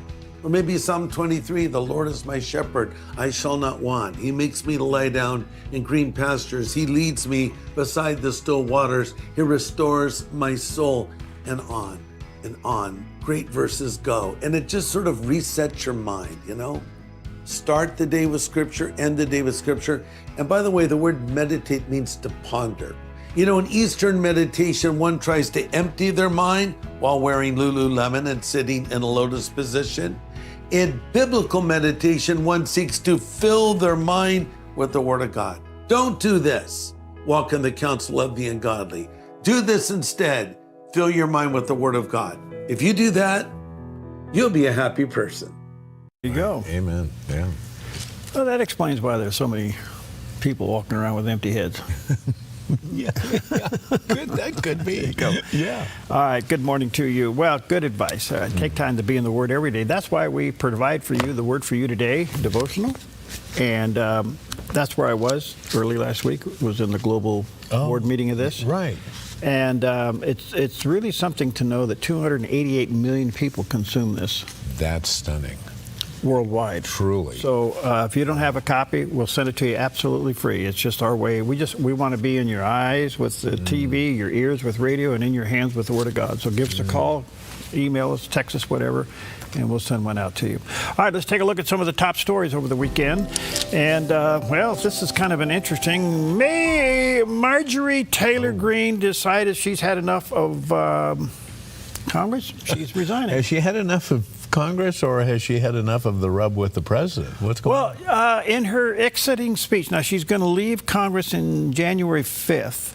By the way, she's in a very red district, so I would imagine this is where the governor will get involved in appointing her successor. And plus, that person will be up for re-election, so it's kind of a tough deal. Bottom line is that she, in her exit speech, she took on everybody. She took on the president, she took on the Republicans, she took on the Democrats. She's been a very outspoken person. I've interviewed her once. Interesting gal. Okay. But I think she's kind of like Matt Gaetz. It was their way or the highway. Yes. And the problem with that is the gears of government move ever so slow, you know, and we got into this mess over decades, and it's going to take us maybe another lifespan of people to get it cleaned up. That could be. Or at least neutralized. Well, she ran out of patience. Well, her and the president got into a tangled mess, and they both were very disrespectful of each other, and it shouldn't have been that way. But anyway, here's the last minute of her speech announcing her resignation. If I am cast aside by the president and the MAGA political machine and replaced by neocons, big pharma, big tech, military-industrial war complex, foreign leaders, and the elite donor class that can never, ever relate to real Americans, then many common Americans have been cast aside and replaced as well. There is no plan to save the world or a 4D chess game being played. When common American people realize and understand that the political industrial complex of both parties is ripping this country apart, that not one elected leader like me is able to stop Washington's machine from gradually destroying our country, and instead the reality is that they, common Americans, the people, possess the real power over Washington, then I'll be here by their side to rebuild it. Until then, I'm going back to the people that I love, to live my life to the fullest as I always have, and I look forward to a new path ahead. Oh, wow. Well, the problem with that is that she's certainly entitled to do what she wants to do, no question about it. But she's basically saying there's no hope, and you can't take hope out of the air. Yeah, that's right. And what it is that these are egos that get tangled up. You got to do it my way. If you don't do it my way, it's the wrong way. Yeah. And at one stage of the game, she was totally into the president and MAGA and all that stuff. Remember when she wore the hat and ran to the aisle to greet him when he came down for the... Absolutely. I mean, she's really done some interesting things, and she's very outspoken. Her and Matt Gaetz went after the speaker and all this and that. The problem is you're hurting cats, and you just can't, you know, it just takes a lot of patience and a lot of diplomacy and certainly a lot of strategy to move your ball forward. You know, every team that gets the ball hiked, they don't make a touchdown every time. Yeah, that's true, yeah. But she lost sight of that. And then the president, being the outspoken person that he is. Yes, he is, yeah. We just got to stop this name calling, and it's got to start with the president. He's got to stop this stuff. It's not doing any good. Mm-hmm. And she got tangled up in it, and she fired back, and he fired back, and all of a sudden she's gone. And then he has the audacity to go in there and say, well, she turned bad. Okay, just wish her well and let her go out the back door. Yeah, let her. Yeah, I don't understand that. All right, the other one is last week, as you know, there was a group of Democrats that went on video and told members of the military to disobey the president's orders, that they were illegal. Yeah. Never said what orders and what was illegal. Right. And the president basically said that this was an act of treason or something, and that they needed to be that it could deserve the penalty of death. Well, boy, that just sparked all kinds of stuff. So in the meantime, you have tyranny, insurrection, now the term sedition and insubordination. Those are the four terms thrown at this. So you have tyranny, insurrection, insubordination, and sedition. Which one is it? Yeah, I don't know. And if you look up all three of those words, they all carry, strong meanings, and they also carry strong consequences, okay? Right, yeah. Well, now they're calling it's sedition, and the president basically saying that they need to go to jail. Mm-hmm. And when some of these people are interviewed, they can't even give a example of what laws have been broken. Yeah, well, Slotkin was asked over the weekend exactly what orders has he given an order that is unlawful, and she said she's not aware of any. See? So they're advising military personnel to stand up against unlawful orders, but they can't name any of the unlawful orders. It's just sowing this chaos that the left continues to do, and to undermine the authority of the president. I don't know. Well, it's bad all the way around. I don't know, the least of which these people should be censured on the floor, of the Senate floor. I don't know if that's going to go anywhere, but bad stuff. So sedition. We've chewed on this word. What is sedition? Sedition is any action, such as speech or writing, that incites rebellion or violence against the government. Period. So what's the consequence of that? Well, it is a crime in many countries, and in the U.S., the federal crime of seditious conspiracy involves two or more people conspiring to overthrow the U.S. government by force. So, I don't know, you got to get your lawyers involved. Well, there was 5 of them that did this. Apparently so, yeah. So, I don't know. Well, I think they need to be reprimanded. Yeah, absolutely. But now, how you go about that, I don't know. If you can get well, anyway. Yeah.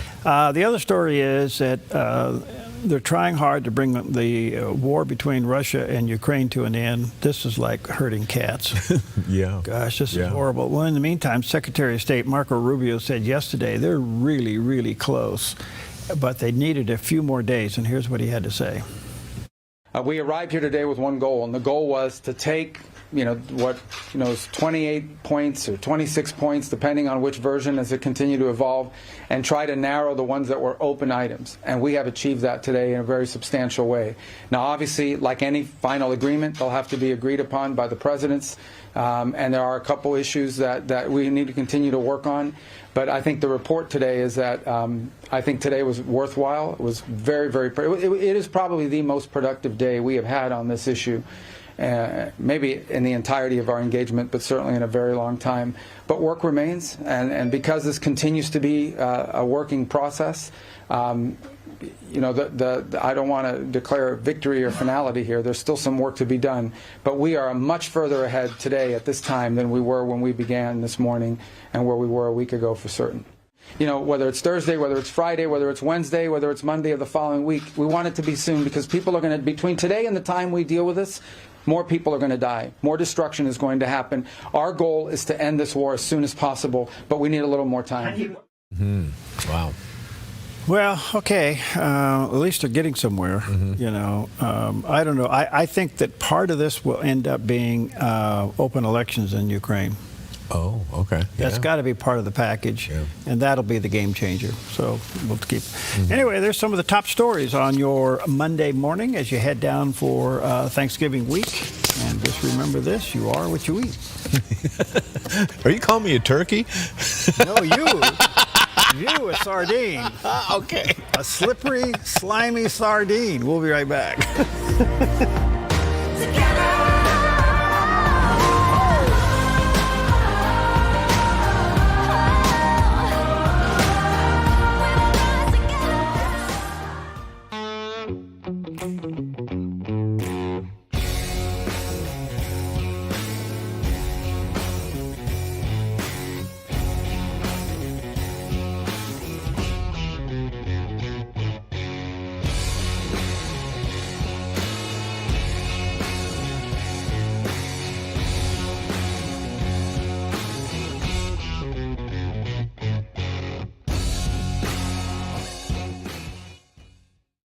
Hello, my name is Ryan Robertson, host of a new program on the Dove, Ministries on the Move. This program is designed to help you and your ministry. Tell us your story. We want to know what God is calling you and your ministry to do. Let us help you have a greater impact. Contact us today at theDove to be a special guest with Ministries on the Move.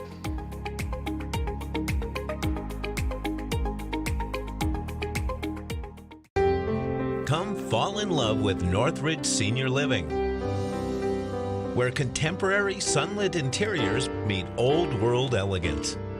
Walk through our lovely hallways and enjoy the fun staff-led activities. Forge lasting friendships with other residents and our exceptional caregivers.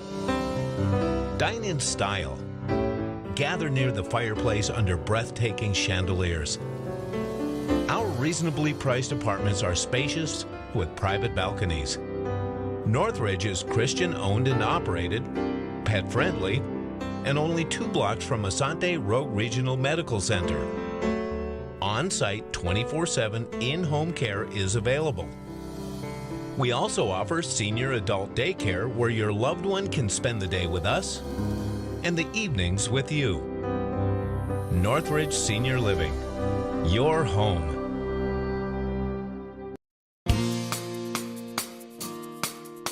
Well, good morning. 20 minutes past the hour on a beautiful Monday morning going down Thanksgiving week. Here we go. Yeah. A lot going on there.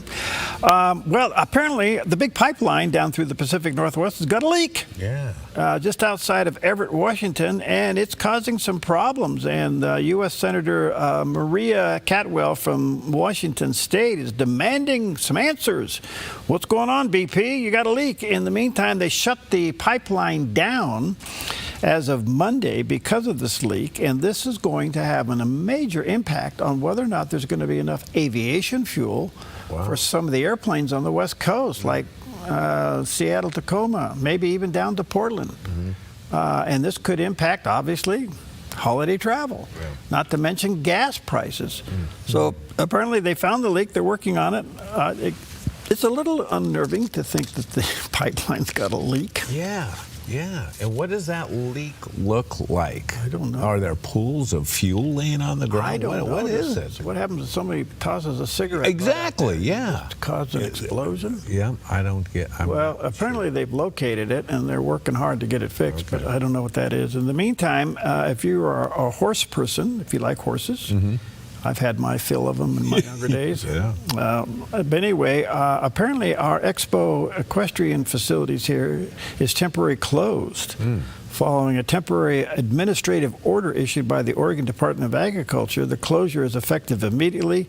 Said that at this time we are awaiting further guidelines from the Department of Agriculture to determine the most appropriate way to a responsible path forward. Apparently has to do with animal safety, human safety, and then other things, and I'm not sure what that is. And so that includes the arena where they show... The big arena out there. Yeah.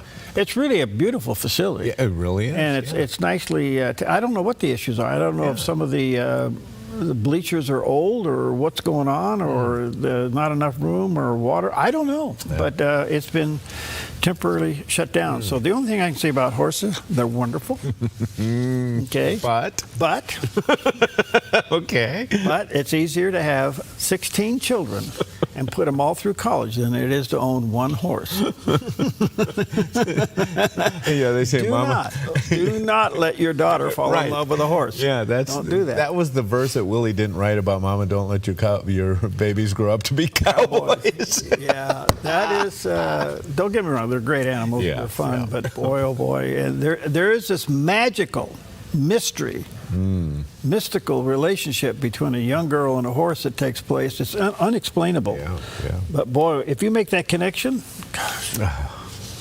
Cha-ching. Cha-ching. All right, the other one is the FCC, and I filled out 2 forms on this opposing it, but the FCC is considering lifting the cap on television ownership. This is not a good deal.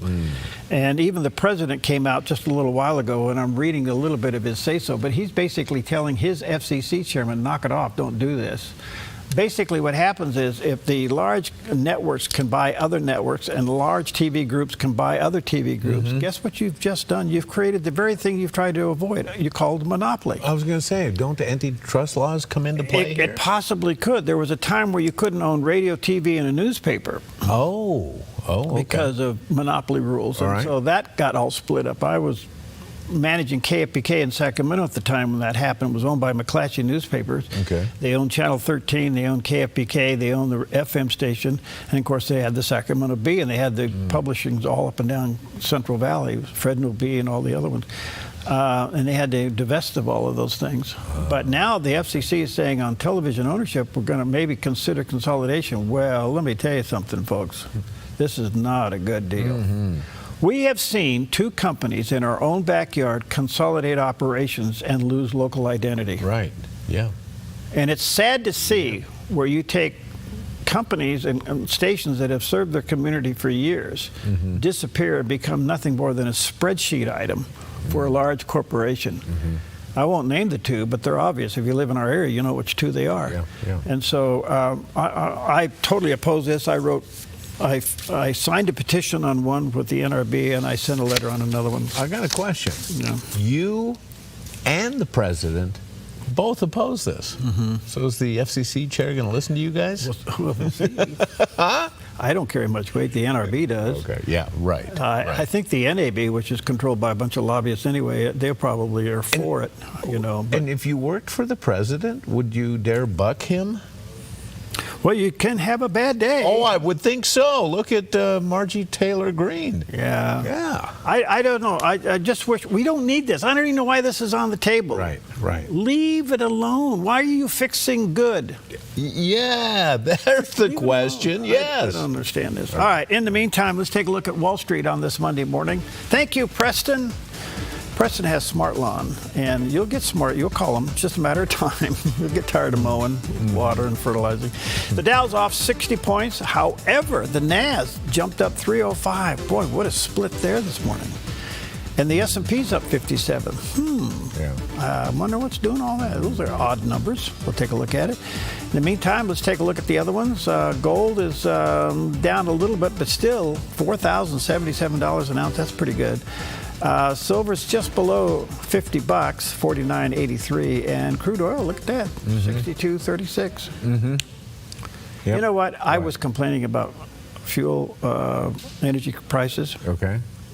And rightfully so. Oh, yeah. But when you look at it from the national standpoint, it's just the West Coast. Right. It's these 3 states. I know. It's California, Oregon, and Washington have taxed their citizens to death with fuel tax. Fuel tax. We drove home yesterday. I told Pam at the end of the drive, this drive just cost us almost $74.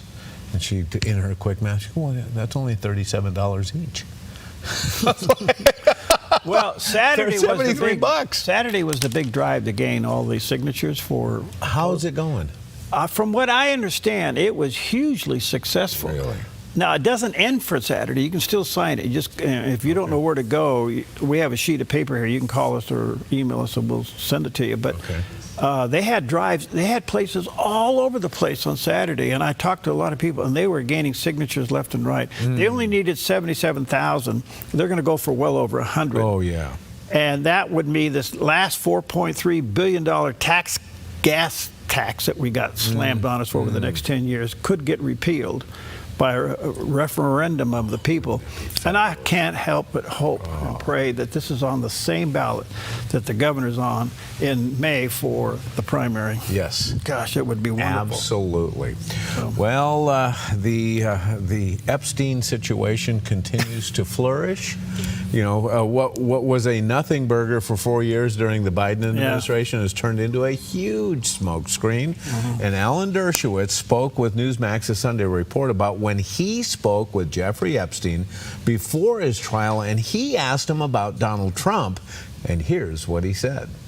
He should be, and he should have been, prosecuted for what he did, not for what he didn't do. The same as true of all other people, whether it's Democrats or Republicans. If a person is guilty, by the way, so far I've seen no evidence of anybody beyond Epstein and Ghislaine Maxwell. There have been allegations, but no proof. There have been all these names thrown out, including Senator Mitchell, the former governor of New Mexico, Prime Minister of Israel. All these names have been thrown out without any allegations. Again, the closest thing in my lifetime that has ever come to this Epstein phenomenon is the McCarthyism of the 1940s and 1950s. I asked Jeffrey Epstein when I was trying to make the deal for him, which they called the sweetheart deal. Epstein fired me, thought it was such a terrible deal. But when I was debriefing him, I gave him a list of names. I said, do you have anything on any of these people? If you do, we can use that to help you. One of the names was Donald Trump. And he said, absolutely not. And I said, are you sure? If we have anything on Donald Trump, that would be useful to help you get a deal. I said the same thing about Leslie Wexner. I said the same thing about many, many other prominent people. And in some instances, Epstein said yes. In some instances, no. When it came to Donald Trump, he was categorical. He didn't like Trump, but he had nothing on him. That's the best evidence, because he would have been motivated to go after Trump if he had anything whatsoever on him in order to get a better deal for himself. How about that? Well, now there's a twist we haven't heard. Yeah. Man. Wow. Well, there you go. That says a lot. The twists and turns. Yes. Yeah. All right, we're going to have a sardine sandwich break. We'll be right back.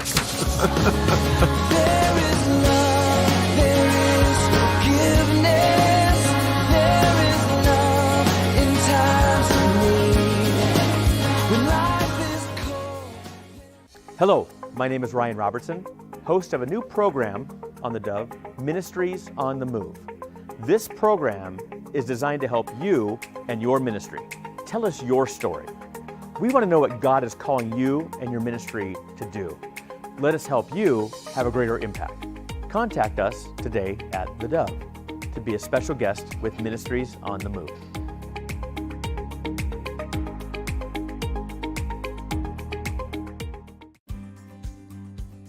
Stewardship begins with the knowledge that nothing belongs to us, but everything belongs to the Lord. This helps us to run a business not in the fear of lack, but in the assurance of His care and provision. Such a perspective eliminates the drive to sell and replaces it with a heart that says serve. This begins with serving our clients and coworkers with integrity and genuine care. That's why McKelly's is automotive service with a heart for God, and treating others as we ourselves would want to be treated. Our promise is to never sell our clients anything we don't believe they need. Another is to do all we can to meet other needs, such as shuttle service and loaner cars, or taking the time to really listen, even at times praying with our customers. Sometimes this means sacrifice, going above and beyond. But that's why I work for Kelly's Automotive Service, honoring God while serving people with honesty and integrity. Life is complicated enough. Why worry about what to do with your extra car? Skip the costs of maintaining it, storing it, insuring it, or renewing registration. Car repairs? Forget about it. Here's one easy solution to your car problem. Donate it to our station. It's fast, free, tax deductible, and if you donate, you're going to feel incredible knowing you're supporting quality programming. Interested? Just call this toll-free number or donate online. Thank you.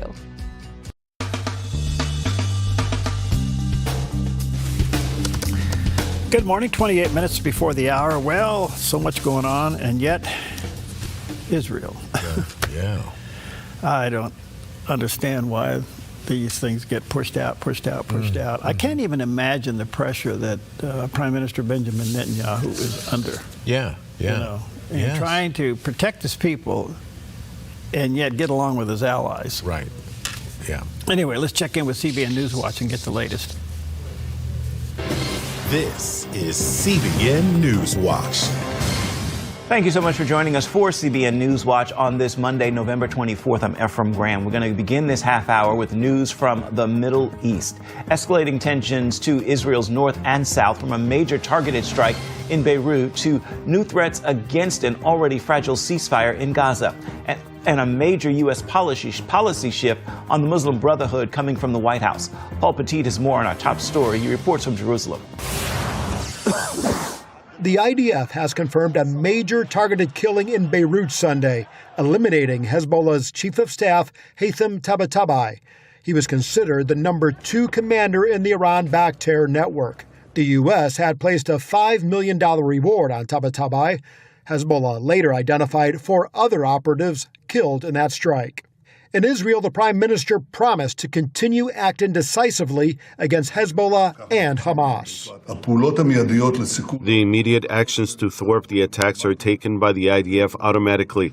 As for the responses, it goes through the Minister of Defense and ultimately it reaches me. And we decide independently of any source, and that's how it should be. Israel's responsible for its own security. Hezbollah claimed the attack crosses a new red line. As a result, Israeli security officials say they are bracing for a possible retaliation. Missile defense systems across Israel are now on high alert. I expect the Lebanese government to fulfill its commitment to disarm Hezbollah, because only in this way will every citizen in Lebanon be able to have a better future, and only in this way can good, safe neighborliness exist between Israel and Lebanon. Meanwhile, in Gaza, the Saudi Arabia news outlet Al Arabiya reported that a Hamas source warned U.S. envoy Steve Witkoff that the terror group may declare the ceasefire over, claiming violations by Israel. But the IDF says there have been hundreds of Hamas ceasefire violations since the agreement was reached in October. Just over the weekend, the Prime Minister's office says 5 senior Hamas terrorists were killed after IDF soldiers were attacked by Hamas. This is Hamas, the terror organization who said they were committed to this plan, has continued to prove otherwise. This underscores the importance of why Hamas must be disarmed and Gaza demilitarized, as outlined in the 20-point plan. Now, violations by Hamas continued throughout the weekend. And in Washington, President Donald Trump announced his administration is moving forward with designating the Muslim Brotherhood as a foreign terrorist organization. Trump told Just the News the move will be made in the strongest and most powerful terms. The decision comes as Republican leaders in several states push for tougher action against groups they say are linked to terrorism. And back here in Israel, the government prepares for more warfare against Hamas and Hezbollah if necessary. Paul Petit, CBN News, Jerusalem. And our CBN News Middle East Bureau Chief Chris Mitchell is joining us now from Jerusalem to continue our coverage. So, Chris, what more can you tell us on this targeted killing in Beirut over the weekend? Why was this so important? And do you believe Lebanon will fully enforce the ceasefire agreement? Well, it doesn't seem like Lebanon, or more specifically, the Lebanese army is unwilling or unable to disarm Hezbollah. So there's no enforcing the ceasefire agreement by them. So it seems very important, Ephraim, and it's this targeted assassination. This man was part of Hezbollah's founding generation. He had extensive military experience throughout the Middle East, Syria and Yemen, as well as other areas. He was the commander of what's called the Radwan unit. He was directly involved in the planning and directing of attacks on Israel's northern border. So what Israel's doing is trying to finish its effort to defeat Hezbollah, where the ceasefire agreement that was in November of 2024 seemed to stop. And what Israel wants to do, and what it's doing almost on a daily basis, is trying to stop a northern October 7th and prevent Hezbollah from rearming and regrouping so that they pose a threat to Israel's northern border once again, as they did before October 7th. Hamas continues to violate the ceasefire agreement despite saying Israel violated. What are the next steps? Could there be another strike from Israel? Well, I think there will be another strike with Israel, perhaps a limited strike, but a return to full operations against Hezbollah seems to be on the table. There was a warning a couple of weeks ago by Israel's defense minister, Yaakov Katz, where he said that IDF was prepared to go in and had developed operational plans to do that. In the meantime, there could be political and diplomatic pressure on Hamas, but Hamas, as the spokesperson for the prime minister said, it's resisting disarming or following the Trump peace plan because it wants to maintain its weapons or give them to a Palestinian entity, and they want to be part of a future Palestinian entity in Gaza, something that the Trump peace plan forbids. Well, there you go. Still trying to figure that one out. Yeah. All right, 22 minutes before the hour. The weather as we head down this week, as you're going to probably do some traveling. If you're not, stay home and stay snuggled in. Yeah. Here's what you can expect. A look at our weather from Grange Co-op. Today in northern Oregon and southern Washington, a chance of showers with highs in the mid to upper 40s for Vancouver and Portland and near 50 in Wilsonville. A slight chance of showers, patchy fog, and a high near 48 in McMinnville. Moving down the Willamette Valley with a slight chance of showers and highs near 50 in Salem and Albany. Some patchy fog near Corvallis and a high of 50, and partly sunny and near 51 in Eugene. In central Oregon, mostly sunny in mid-40s in Prineville and Bend. A slight chance of showers, then mostly sunny in low 40s in Sun River, and a slight chance of showers in Boise, Idaho, then partly sunny in 47. Patchy fog along the Oregon coast this morning, then sunny to mostly sunny with highs in the mid-50s for Coos Bay, Port Orford, and Brookings. Some drizzle and patchy fog, then partly sunny and 58 in Crescent City. In southern Oregon, patchy dense fog, then partly sunny with highs near 53 in Grants Pass and Medford, decreasing clouds in low 50s in Ashland, partly sunny in the Klamath Basin with highs in the mid to upper 40s. In northern California, patchy dense fog, then mostly sunny in Wairika with a high near 53, sunny in Redding and Chico with daytime highs near 63, and decreasing clouds in Sacramento with a high near 61. In the Bay Area, patchy fog in Santa Rosa and Napa, then clearing to sunny in mid-60s, becoming sunny in San Francisco with a high near 63, and today in San Jose, patchy fog, then sunny in mid-60s. It's a snapshot of your Monday weather from Grange Co-op. That is the top. I guess so. That's right at the top. So a little bit, not much. Yeah, a little bit of fog action coming up over that side, too. So that's the top of Mount Ashland. Yeah. So what's interesting is you got a little sun coming off to the right, a little fog off to the left, and just a few little patches of snow on the top there. Too few. Too few. See those things poking up through the snow? Yeah. Those are called rocks. Yeah.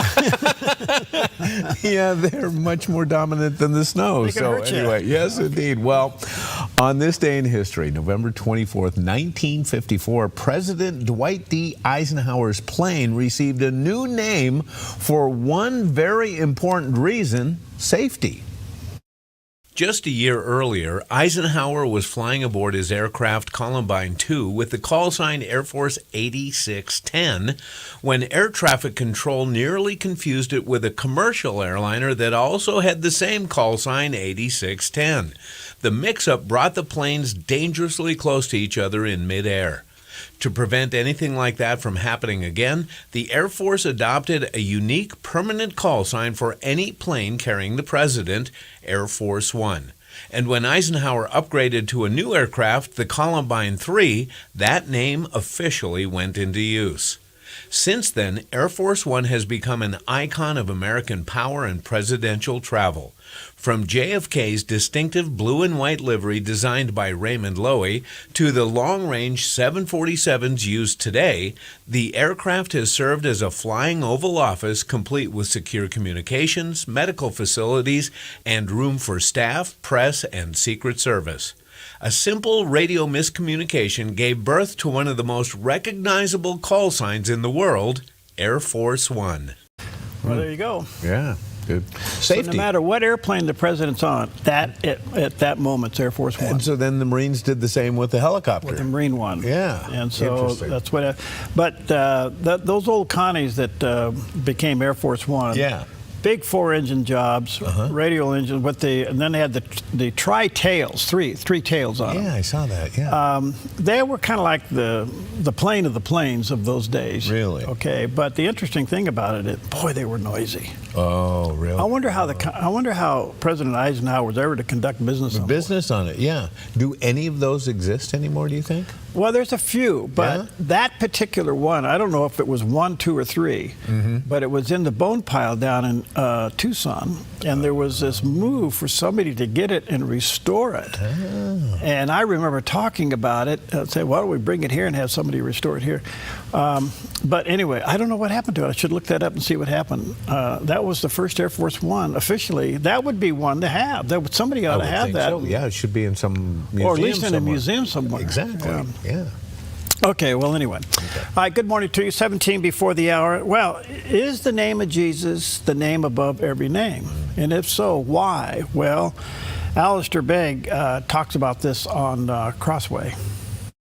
You know, the fact that it's the name above all names means that it is just that the name that he has been given, interestingly, in that statement, it doesn't specify what his name is.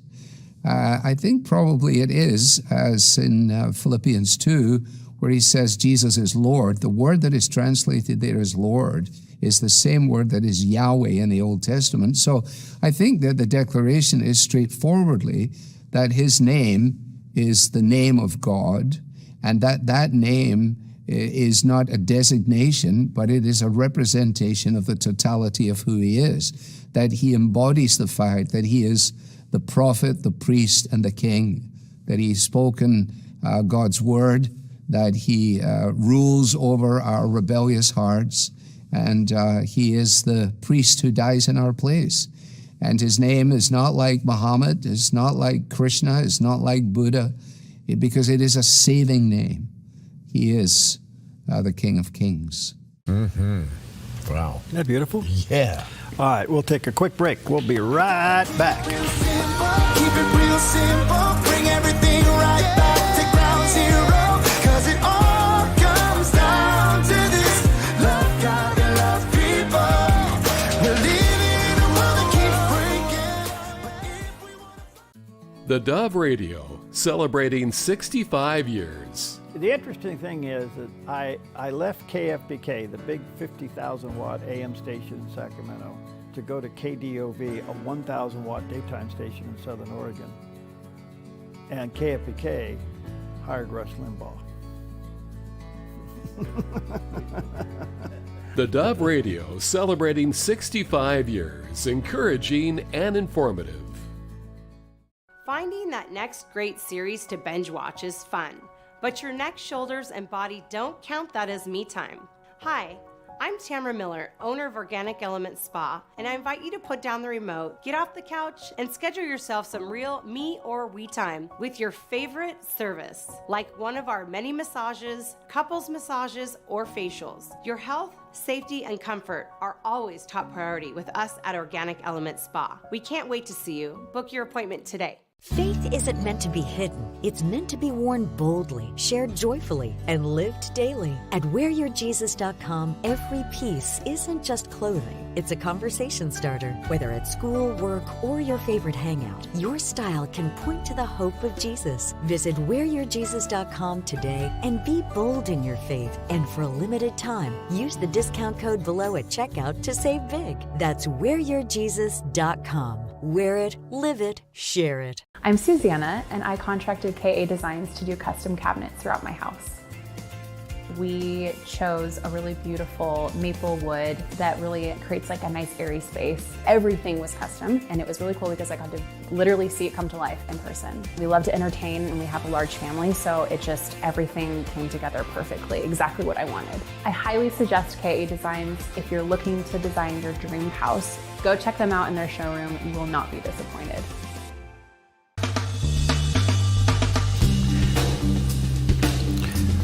Well, good morning, y'all. How you doing? All right, good morning to you. 14 minutes before the hour. How would you like to have a name Bear? Well, it depends on how it's used. My brother had some chocolate labs, and he named one of them Bear. Oh, okay. Because it kind of looks like a bear. Yeah. That would be a good name for a chocolate lab. So, yeah. But if your name is Bear Grylls, he spoke with the British daytime magazine show. It's kind of interesting show called This Morning, about his latest book called The Greatest Story Ever Told. And as you know, he's quite a defender of the faith. And you say he's a survivalist. He is. Boy, that guy, he was Special Forces. He can survive in any conditions. He's got a lot of TV programming where he takes people out and does exactly that. Okay, well, he's talking about his relationship with Christ here. And here's a little bit of the interview. I think it's okay. I think in life, you just got to follow your heart. You got to be prepared to be, because, you got to take a bit of that sometimes. But I've always tried to follow my heart. I love Noah. I did feel a real sense of clear the decks and write this. Do it once, do it really as well as you can. I worked with a brilliant team of theologians to get this really right and theologically kind of accurate. And in many ways, they're the real heroes in this whole journey. But I really feel my feeling now is almost like it's no longer my book. It's out there. It's all of our stories wrapped up. It kind of draws people and like I say, it enhances and empowers people's lives. And it's like, if in 100 years' time, people say, that guy, remember that bandy-legged, white-legged Englishman who ran around the jungle? If I could be known for one thing, it would actually be that. So Bear Grylls was Special Forces in the UK. He, in 1996, he survived. He set a record for surviving the longest fall without your parachute deploying. And surviving, he jumped at 16,000 feet, main chute didn't deploy, cut away, but didn't have enough room for a secondary to open. Hit the ground, broke his back. They said he would never walk again. I wonder if this was his come to Jesus moment. Wow. I mean, that would pretty much do it for a lot of people, but he is extremely strong and extremely outspoken in his faith, and his programming is tremendous. If you ever see any Bear Grylls survival shows where he takes people out, watch it. It's really good stuff. Well, I got a lot of hours of flying airplanes. Yeah. I don't have any ambition of jumping out of one of them. I'm with you. I have no hours flying it, and I still don't want to do it. Hats off to those who do. Yeah. Skydiving is a big deal, and a lot of people enjoy it. These 80-year-old ladies that go up and want to do it. Well, remember George H.W. Bush for his 90th birthday or whatever? Yeah. He jumps. He jumped. Yeah. I don't know about that, but yeah. I do know about that. Yeah. The closest I flew a hang glider one, not a hang glider. Well, that's one of ultralight? Ultralight. Where you strap a fan onto your back? Well, no, this actually had a little tripod gear. Oh, it did? Okay. So I flew that, and we took off out of Ashland. Yeah. And I'm all excited because this has got a little engine in the back of it, and two of us sitting here, and the control bar was in between us. Yeah. We had pedals, but control power. Yeah. But it had a canister on the back about this big, and it was strapped up underneath the wing. And I said, "What's that for?" "Well, it's a parachute." Oh, it what? Really? Yeah, it was a parachute. No kidding. If you needed to do it. So anyway, we take off. We're climbing out of Ashland, and and the wind's in your face, and you got goggles on, and it's a nice warm day, and all of a sudden we're up at 3,000 feet, and I realize I'm flying a lawn chair. Right. Yes. I am flying an aluminum lawn chair, and it's me and 3,000 feet. And I go, I don't like this. Was the motor any bigger than your lawnmower motor? Well, it was on the back doing its thing. And so we had these headsets on. We could talk back and forth. All right. He said, "Are you uncomfortable?" I go, "Yeah." "Can we go down?" He goes, "Yeah." Okay. So finally we got down. We're down maybe 500 feet. Okay. We're cruising around on the top of trees and stuff like that. He said, "All right, your aircraft, you can fly it." I was flying it then, but then he took it down. He said, "So I'm flying this thing, trying to get used to it." And he goes, "Just don't do any sharp turns. You make all your turns real like this. You can't, if you do a sharp turn in an stall, it'll stall." Oh gosh. You're not. So, oh no. So I'm down there flying, and all of a sudden I go, "Man, now this is a hoot." I mean, we're skipping trees. Yeah, I go, I could get into that. Okay. So that was my ultra. That's the closest to, I guess, parachuting. Yeah. But then the other one was where you actually have a chute that comes up behind you. Oh. And you're in a tricycle gear with a motor on, a big fan in the back. Yeah. And we took off on one of those, and I was in the front, and the instructor was in the back. And we're taking off over here by Table Rock, and we're flying around Table Rock. Well, you control the speed, you control the altitude going up and down by your speed. Okay. Oh. And you control your turning by your feet. Oh. Because it would pull one end of the chute down versus the other. Oh, yeah. Okay. So we take off, and I'm really getting the hang of this. And I go, "Man, this is really cool, Ultralight flying, we're flying around." So he said, "All right, you want to land it?" And I said, "Yeah, I think I can land it." He said, "Just control the altitude because your chute's already deployed." Okay. He said, just watch your fuel or watch your throttle." And I go, "Okay." So I come in, and I greased it in. Okay. So he said, "Taxi around," and the chute's on the ground, so we taxi around. A bunch of guys come out, and they take the chute, and they put it back out. He jumps out, and he says, "All right, take off." He soloed me. Really? I said, "You got to be kidding me." I said, "I just flew this thing one time." He said, "No, you got it. Go for it." So I took off. Went up over Table Rock, flew around over there, came back. You're kidding me. Yeah. Do you need a pilot's license to fly those things? No. Oh. You do if you're going to take somebody with you. Okay. Whoa. Yeah, you should have an instructor's license. But that's the closest I came to anything that has a chute on it. Oh. And that's about as far as I want to go. Yeah. Okay. Yeah. So much for all that stuff. All right. Why did I say that? That's good stuff, man. All right. Well, listen, we have John O'Connor will be coming by. It's always fun to talk to him about some of the headlines. Daniel Buttafuoco. Yeah, you got it. Okay. Yeah. He's the founder of the Historical Bible Society and the author of Unapologetic. All right. He is a trial lawyer. Oh. A trial lawyer. And he examines the evidence of Christianity. Would you love to be in a room with him and what's his name, who wrote the book, Evidence, The Case for Christ? Lee Strobel. He was just here, Lee Strobel. Yes, exactly. Yeah, and so you take a trial lawyer, two of them now, you got Lee Strobel and this guy. Yeah. Checking out the evidence of Christianity. Amazing. All of my non-believing lawyer friends watch this interview. Oh, boy. Coming up. All right. Well, I heard an interesting report on the way in, Perry, and they were talking about porch pirates, this dreaded phenomenon, because we get all these packages delivered these days right in front of our house. Porch pirates will steal an estimated $15 billion worth of goods this year alone. $15 billion? Billion. They say that between a third and a half of all people who have packages delivered on their porch have them stolen. This is different than Storage Wars. Oh, yeah. Yes.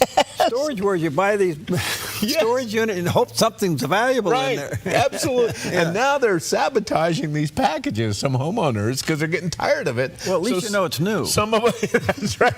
Some of them blow up. Now, there have been some warnings from some law enforcement agencies that say, don't put delayed fuses on these things. We don't want these packages blowing up when they're driving away from your house. Somebody might get hurt. Who's innocent?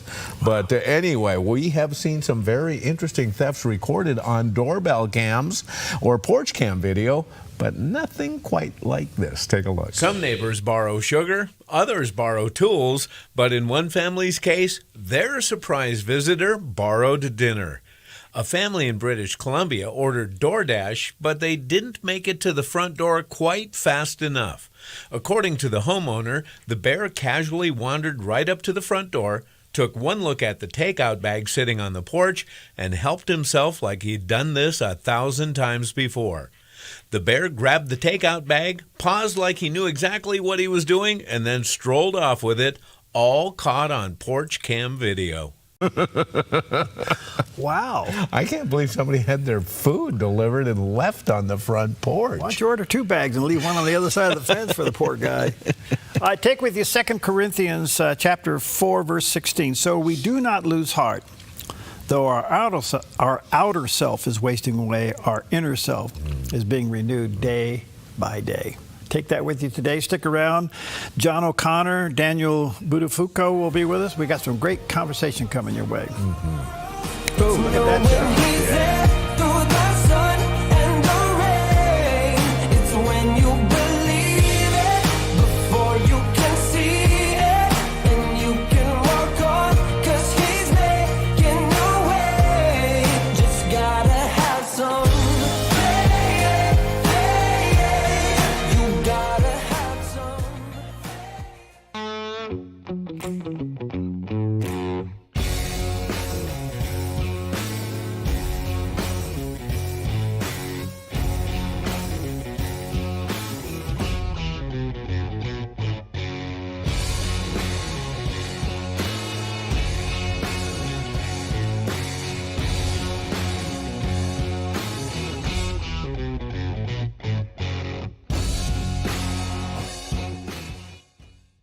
We tried to get into television about 10 years before we actually got a license. And I was right on the verge of getting a license, and it was sold out from underneath us. And I thought, well, the Lord didn't want us on TV. But however, I saw the potential in TV. I saw the power of television. 10 or 15 years later, the opportunity came to us, and a gentleman woke up in the middle of the night who had a license. And he felt like the Lord said, you were to call Perry Atkinson at the Dove Radio. So he calls me up and he says, I got this television license, and the Lord's telling me I'm supposed to sell it to you. Out of the blue. I mean, I thought we were done. I didn't think we were going to do it. And that's how it started. You talk about God's perfect timing. Had I done television 10 years before we got into it, it would have been hugely expensive. God has perfect timing in everything if we just have the patience to stick with it. The Dove TV, encouraging and informative for 15 years. Hi, I'm Sherry Breslin with Rogue Valley Security. Whether it's alarms, cameras, keyless entry, or even Starlink, we tailor solutions for your home or business. We believe in professionalism, excellence, and integrity. Every job, every time. Visit RogueValleySecurity.com. Buying or selling a home can be stressful. It's one of the biggest decisions you'll make in your lifetime. That's why it's important to work with someone you trust, someone who has the right experience and knowledge of the market. Hi, we're Patrick and Paulina Lizer with Lizer Real Estate Group. And whether you're looking to buy or sell a home, our mission is to take the stress out of the transaction and make it as seamless and rewarding as possible. Contact us today. We look forward to working with you. I wanted God to heal and to make everything better. I wanted him to do something, and it wasn't happening. I was consciously drinking to die. That was my intention. So every time I did wake up, I would be so angry because that meant I was going to have to deal with everything that I was trying to run away from. I told God that if he gave me one more chance, he could do whatever he wanted to do. Monday on the 700 Club, right here on the Dove TV. Wake up to Friends in the Morning, Perry and Jerry. Weekdays on Mornings on the Dove, encouraging and informative, the Dove TV.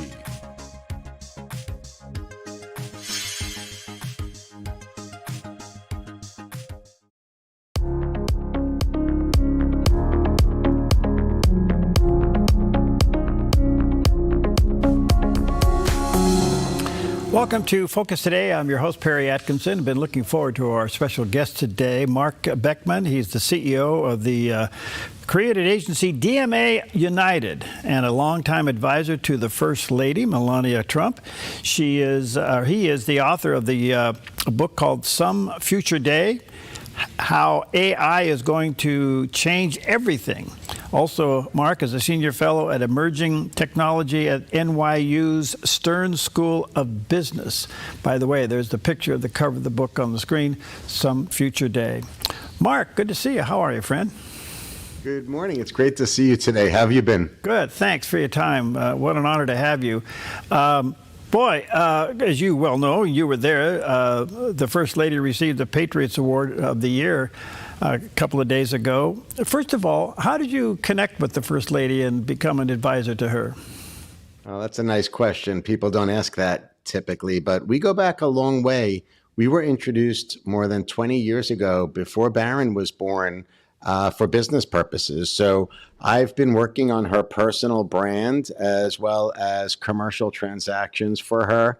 You might remember, or at least your audience might remember, before the first term as First Lady, they highlighted a lot of her business accomplishments and achievements, including the launch of her jewelry collection, the launch of her timepiece collection, Cadillac, Vacheron Constantin, QVC. So I worked with her strategically all the way back then, back in the day. That's amazing. Well, I have to say this. Everything she does is first class. It's just the best, you know. Even her book, you know, it was really interesting. I looked at the cover of the book and it just says Melania. I mean, it says it all. You don't even have to read it. There it is. I'll tell you, honestly, she's an incredible human being. She's very committed to her role as First Lady. She prioritizes her family first. Her business is really important to her. And fostering the future, her philanthropy for individuals in the foster care community is also one of her biggest goals. She's a very strong-minded individual, one of the most inspirational people I know personally. And it's a real honor to work with her closely and to accomplish so much. You mentioned the book, for example. That book, I stand behind it. I was very much involved with it, and I could tell you that she wrote the entire book, worked very hard for a long time, finding every single word, getting it just perfect. She chose the layout, the title, the book cover, the font, the paperweight, every single element of it. She is very detail oriented. She participates like that in the White House too.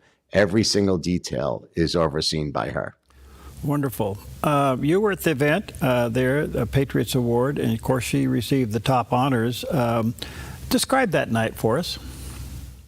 Well, you know, it really is a really special night. Generally speaking, it's wonderful because it brings together Americans from all walks of life. It was honoring people from the military, honoring people from the collegiate sports world,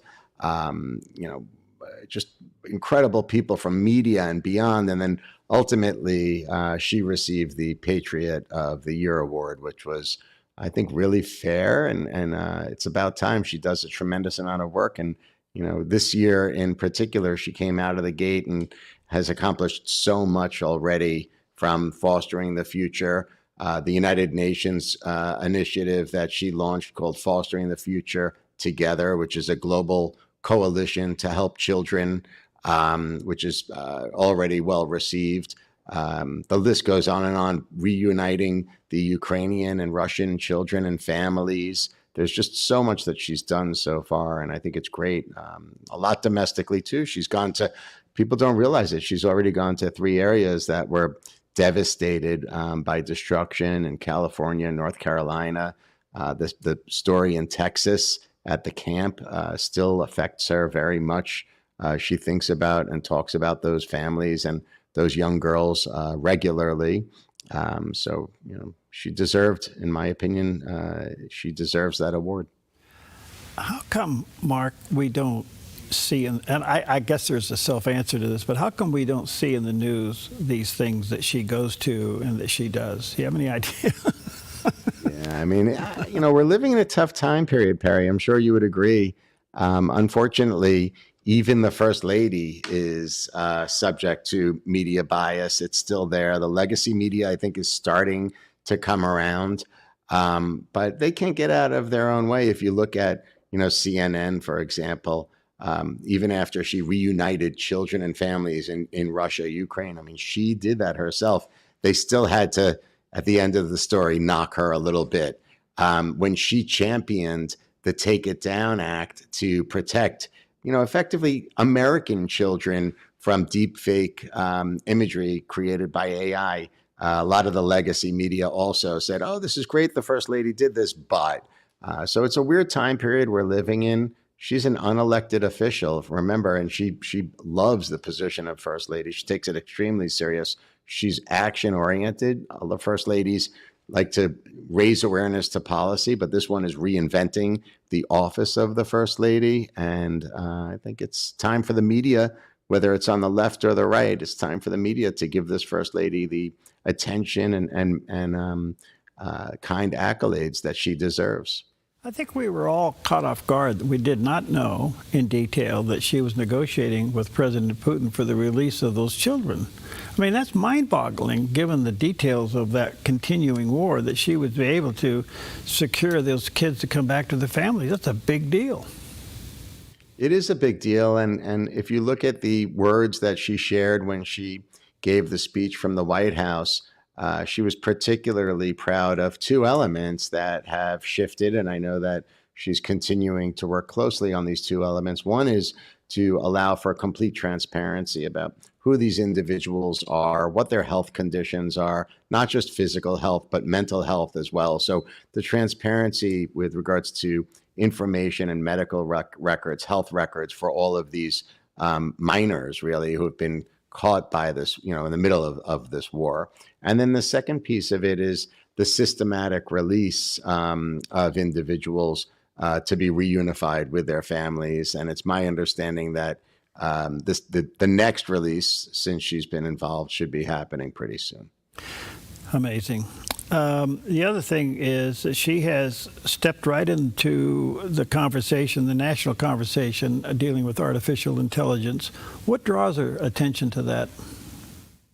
She's really the only person in the West, in the White House right now, in this administration, that has actual hands-on experience with the technology. So it allowed for her to be the natural selection to lead the presidential AI challenge. She organized and spoke at. She gave tremendous remarks at the AI roundtable. Her background is interesting with the technology. She's the first, I think, very high-profile individual, certainly at this stature, to create an AI audiobook. So, you mentioned her book earlier, Melania. She launched the audiobook through the use of artificial intelligence. If your audience is curious about it, they should visit melaniatrump.com, and they'll see a sample. It's synthetic.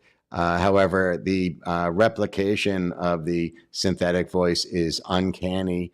And I can tell you again from firsthand knowledge that she took extreme care to make sure that every single word, every single pause, exactly how that book plays out, even in the AI format, she watched, oversaw it, and made sure that it was perfect. And it really is compelling. And I know that the new book, the new AI audiobook, will now be released in multiple languages, including Portuguese, Spanish, and Hindi.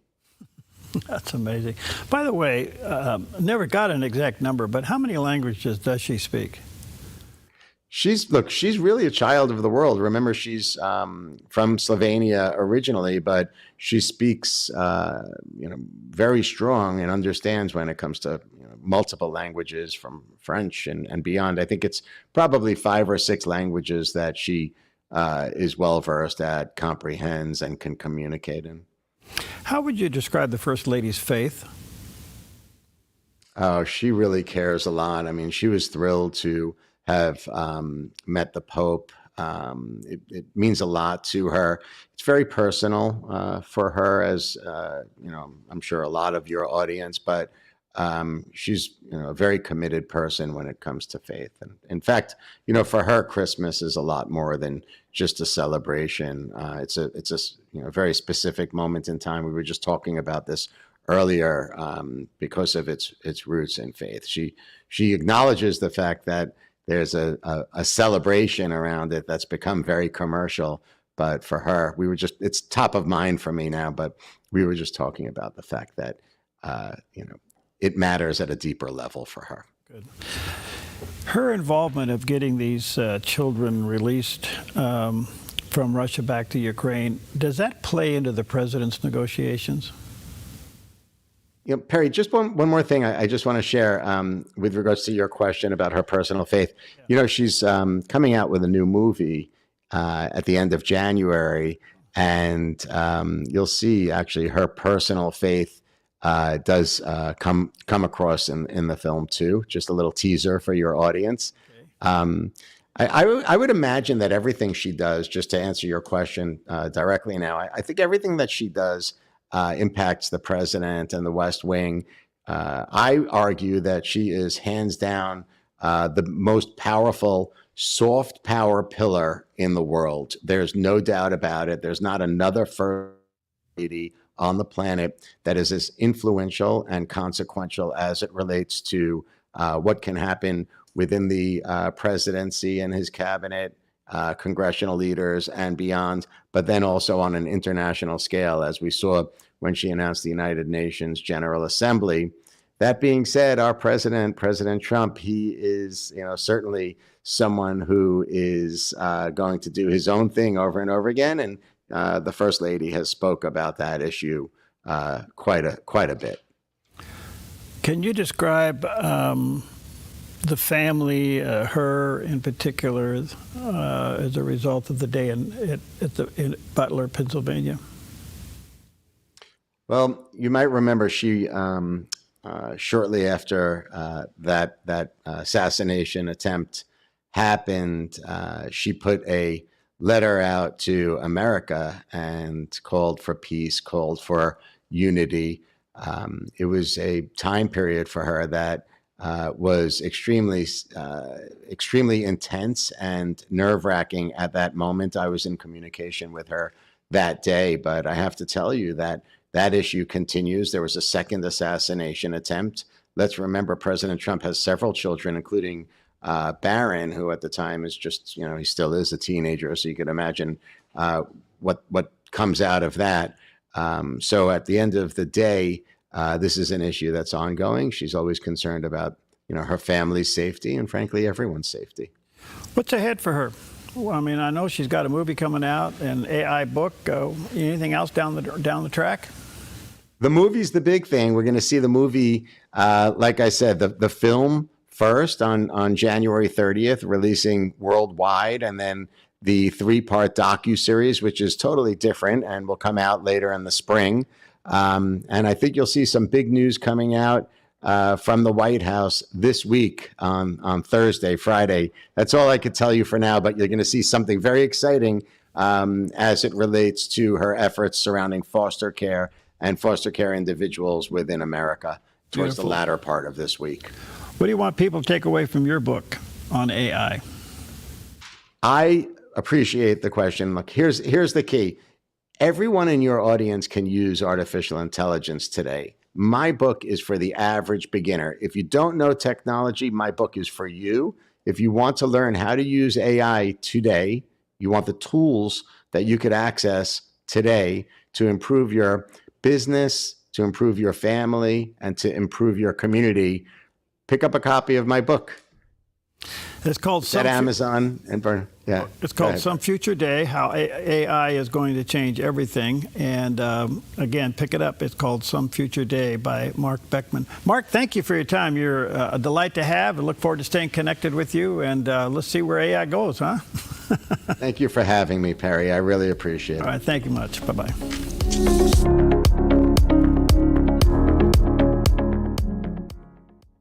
A lot of non-believers listen and watch the Dove because we're able to take the news and the inspiration and put it together in a way that they can enjoy it and feel safe with it. I didn't know at the time that we were creating a new model, but I felt in my heart it was the right thing to do, to create an all-encompassing media force that anybody could listen to and not only get current information, but be inspired and given hope. Oh soul, are you weary and troubled? No light in the darkness you see. There's a light for a look at the Savior, and life more abundant and free. Turn your eyes upon Jesus, look full in his wonderful face, and the things of earth will grow strange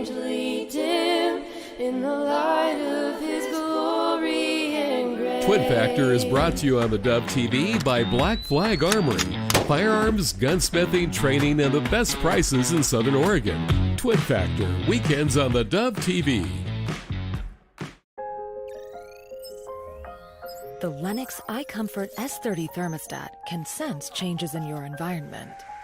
It even knows when you come and go. So now your home's most important system is also the smartest. Metal Masters can give you the smartest home comfort system available. It knows when you're away and adjusts when allergens and humidity get uncomfortable. Trust Metal Masters to provide perfect air for your family. Lennox. Air is life. Make it perfect.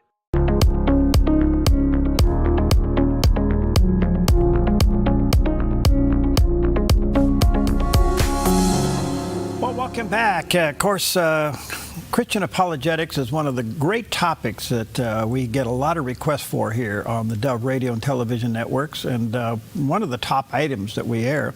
I am really honored to have with us today Daniel Buttafuoco. He is a nationally recognized trial attorney, Christian apologist, and the founder of Historical Bible Society. He's the author of Consider the Evidence and Unapologetic, Clear Answers to Tough Bible Questions, A Trial Lawyer's Guide to Winning People, Not Just Arguments. Those are some of the writings. He does have a website, 1-800-NOW-HURT. Yes, that's the website, 1-800-NOW-HURT.com. Check it out. Daniel, what an honor to have you, sir. How are you? An honor to be here, Perry. God bless. Bless you. Where are you? Where are we getting you from? I'm in New York. Could you imagine God is using New York trial lawyers to spread and defend the gospel? That's how desperate it's getting. That's wonderful. Good. Hang in there. We need you, buddy. That's great. Wow. Okay. So trial lawyer to apologist. Tell us the story. All right. Well, I've been trying personal injury and medical malpractice cases for over 40 years. I wrote the national test for the National Board of Trial Advocacy. I've got over 175 settlements for $1 million or more. And in 2008, I got my master's degree in apologetics at Alliance Theological Seminary. And I've been defending the faith because I got into an argument about 30 years ago with a fellow trial lawyer about God and the Bible. And I felt like I did a lousy job. So I determined to learn this the way I learned my craft. And since then, I've been demolishing arguments and every high thing that exalts itself against the knowledge of God and contending for the faith, as it says in Jude. Wow. Now, you refer to the Bible as contemporaneous notes. Explain that. Well, the Bible is really written by, well, let's talk about the New Testament. The New Testament is written by eyewitnesses, and it's often criticized as being written later. It's often criticized as not being written by who it says it's written. These are all nonsensical arguments that are made by modern skeptics. The actual facts are that the New Testament was written entirely before 70 AD. There are technical reasons for this, but the most important reason is that it was written entirely before the destruction of the Jewish temple.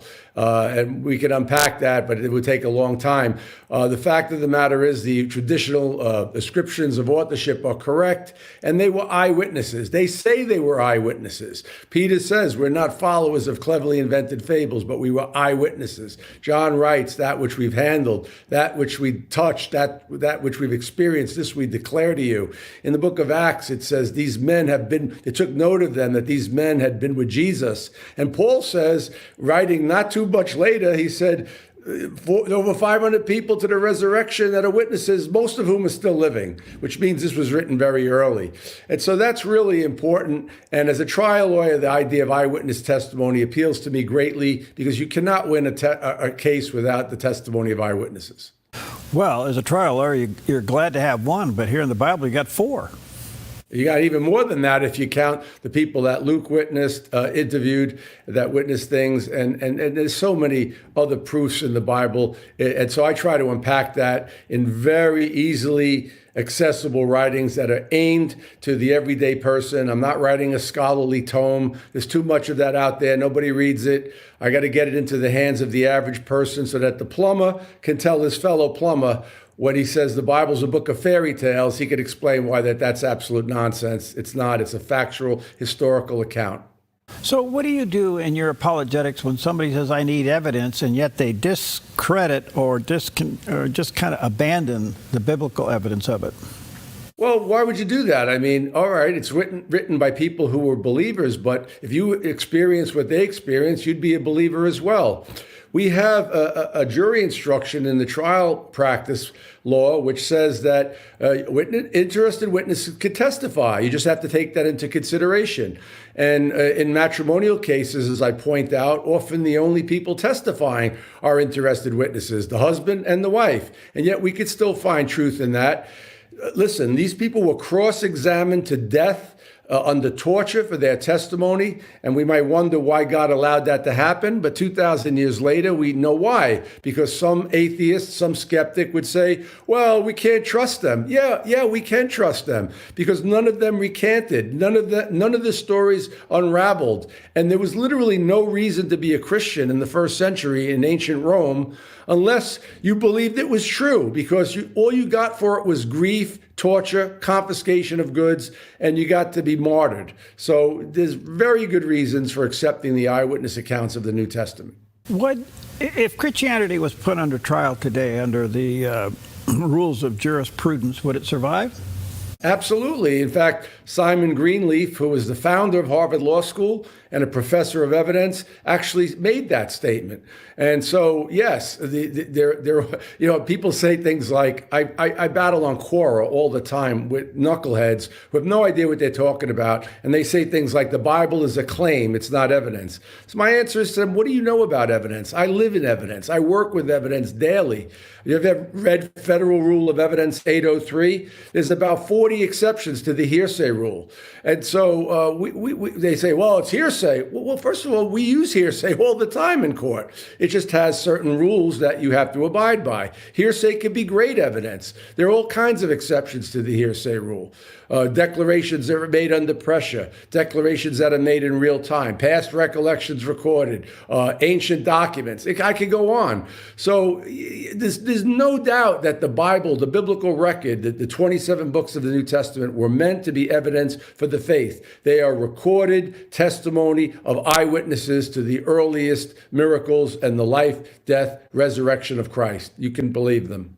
How do you handle, as an apologist and a trial lawyer, the continuing battle between creation and evolution?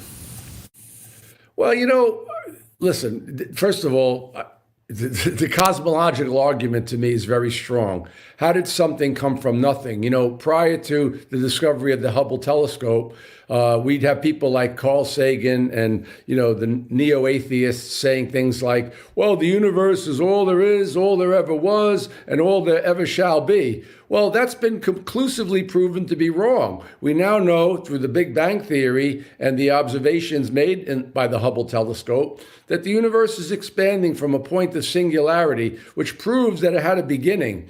And so once you know it had a beginning, it's not eternal. And if it's not eternal, it had a beginning, that means it had to have something that caused it. So you have this endless regression. So what caused the thing that caused that? And what caused the thing that caused that? The only possible explanation is supernatural. That is, there's a creator, God, always, as has been maintained by theologians, that has existed throughout eternity, is a self-caused being, has no beginning and no end, who created all that exists and all that we observe. It's the only sensible explanation, like it or not. People don't want to listen or believe in the supernatural. Well, look, I can't help you. The natural world is not all there is. Even the Beatles knew that there was something more to life than just the physical, right? There are things that the physical world and science cannot explain. There's a spiritual component to life, and anybody with half a brain knows this. Is science more and more yielding to intelligent design? Yes, slowly but surely, we are finding out that science supports the Bible, archaeology supports the Bible. The greatest scientific minds that ever lived were biblical Christians, people like Isaac Newton, Galileo, Copernicus. I mean, you could go on. Isaac Watts. These were believers. Throughout history, science is only possible, actually, because it has a biblical worldview. It's built on the premise that there's an ordered world which God created, and that he's given man the ability to explore it, utilize it, use, and not abuse it. So you can't even have modern science without a biblical worldview, which is why, by the way, that Western civilization is the most advanced civilization that has ever existed, because we are built firmly on 2,000 years of biblical, foundation. It's part and parcel of Western civilization, the Bible. And now people want to move away from it, which is insanity, and we get the predictable results. So how do you handle Christian persecution today? Well, I'm very involved in this, actually. I support a group called Families Set Free. There's over 2 million people currently, Christians mostly, currently enslaved in Pakistan in brick kilns.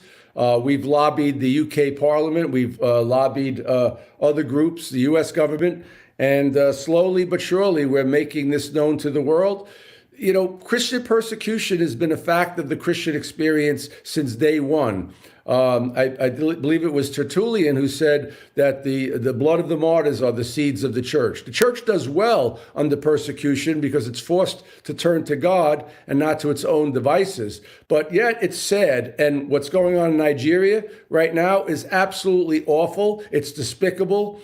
We have jihadists that are wantonly killing Christians. These maniacs are going into churches and burning down buildings and hacking up babies, and no one talks about it. But it's a problem, and it's always going to be a problem. It's the nature of being a Christian to be persecuted. Jesus said we have to love our enemies and pray for those who persecute us. The gospel deals with the gospel writers having the eyewitness experience of being with Christ. Today, Jesus isn't walking the earth. What we have is our personal relationship with Christ. Shouldn't that be the most compelling evidence of witnessing? Well, yeah, I mean, you always have your testimony. I certainly have my own testimony as how God worked in my life. But the problem with your personal testimony is that it's very subjective. People will say things like, well, that's good for you.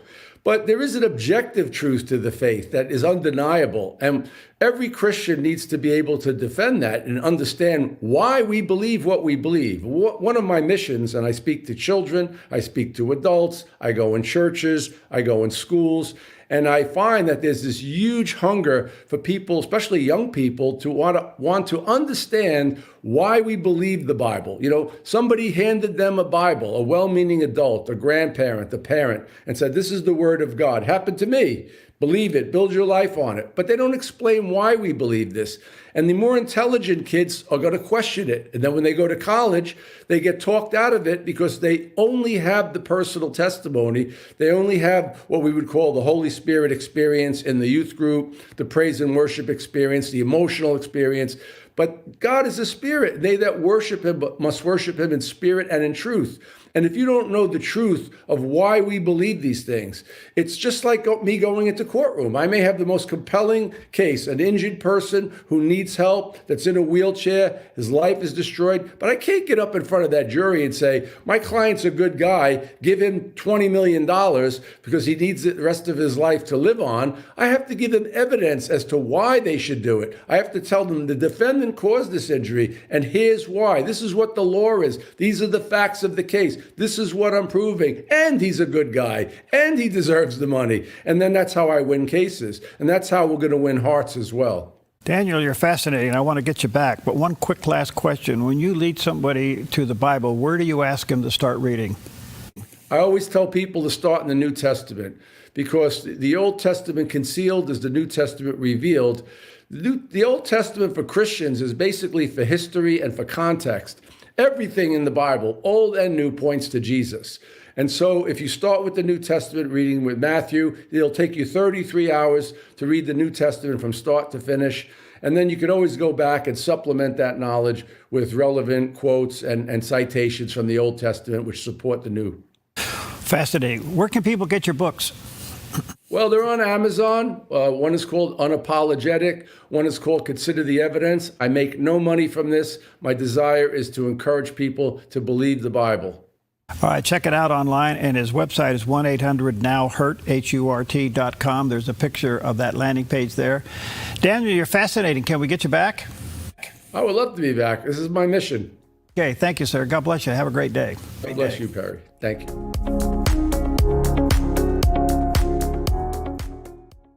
Hello, my name is Ryan Robertson, host of a new program on the Dove, Ministries on the Move.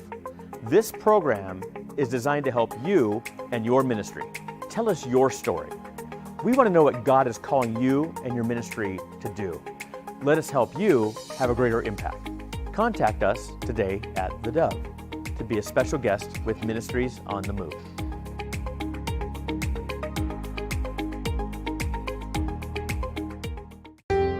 Come fall in love with Northridge Senior Living, where contemporary sunlit interiors meet old world elegance. Walk through our lovely hallways and enjoy the fun staff-led activities. Forge lasting friendships with other residents and our exceptional caregivers. Dine in style. Gather near the fireplace under breathtaking chandeliers. Our reasonably priced apartments are spacious with private balconies. Northridge is Christian-owned and operated, pet-friendly, and only 2 blocks from Asante Rogue Regional Medical Center. On-site 24/7 in-home care is available. We also offer senior adult daycare where your loved one can spend the day with us and the evenings with you. Northridge Senior Living, your home. Don't let pain hold you back. I'm Dr. Joel Brind, and I developed Sweetamine to stop inflammation the all-natural way. Just use it like a sweetener once a day. It's that simple. My unique formula harnesses the power of glycine and works around the clock to boost your overall health, stopping chronic inflammation that causes pain. Try my 12-day challenge risk-free for just $19.95 with free shipping at sweetamine.com or call 1-855-GET-SWEET today. Relief has never been so sweet.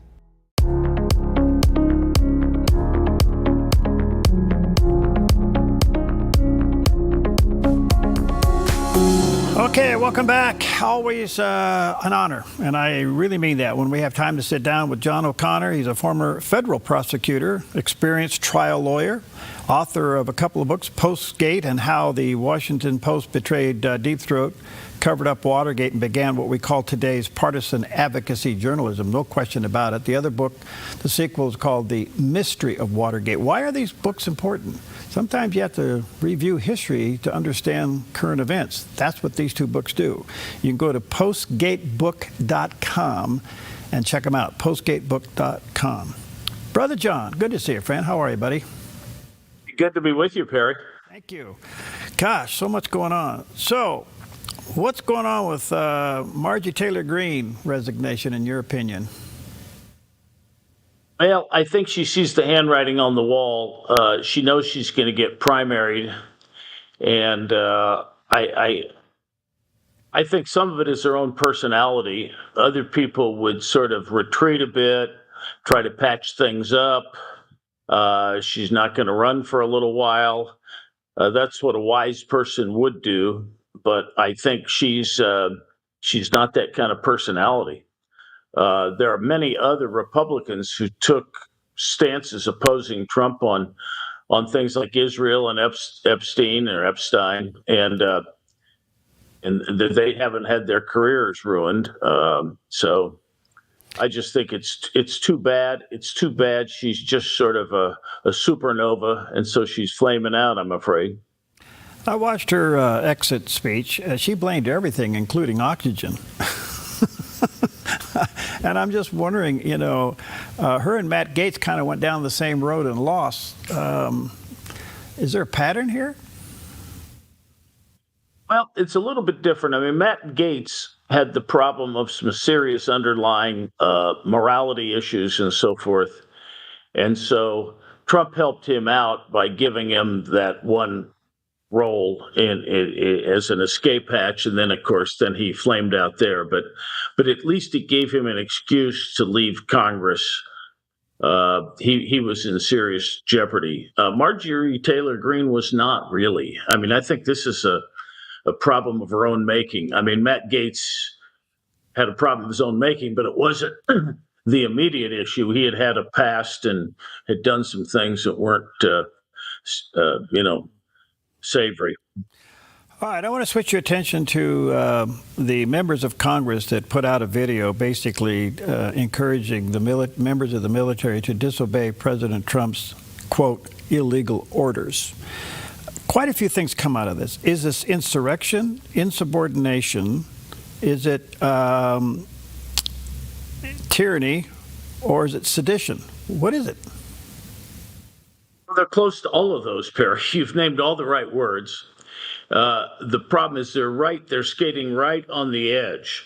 They're not directly saying that there has been an illegal order. They just tell everybody they don't have to obey illegal orders. Now, what's an illegal order?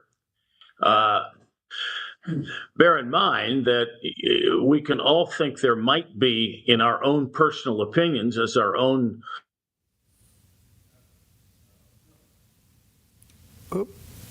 order is illegal, for instance, perhaps invading Vietnam and so forth. But do we have the right to judge for ourselves whether it's illegal? If something's clearly wrong, clearly immoral, like, for instance, slaughtering people at Auschwitz, well, that's really pretty clear. You can disobey that order, and you should disobey that order. And especially if it gets right down to basic personal morality, thou shalt not kill.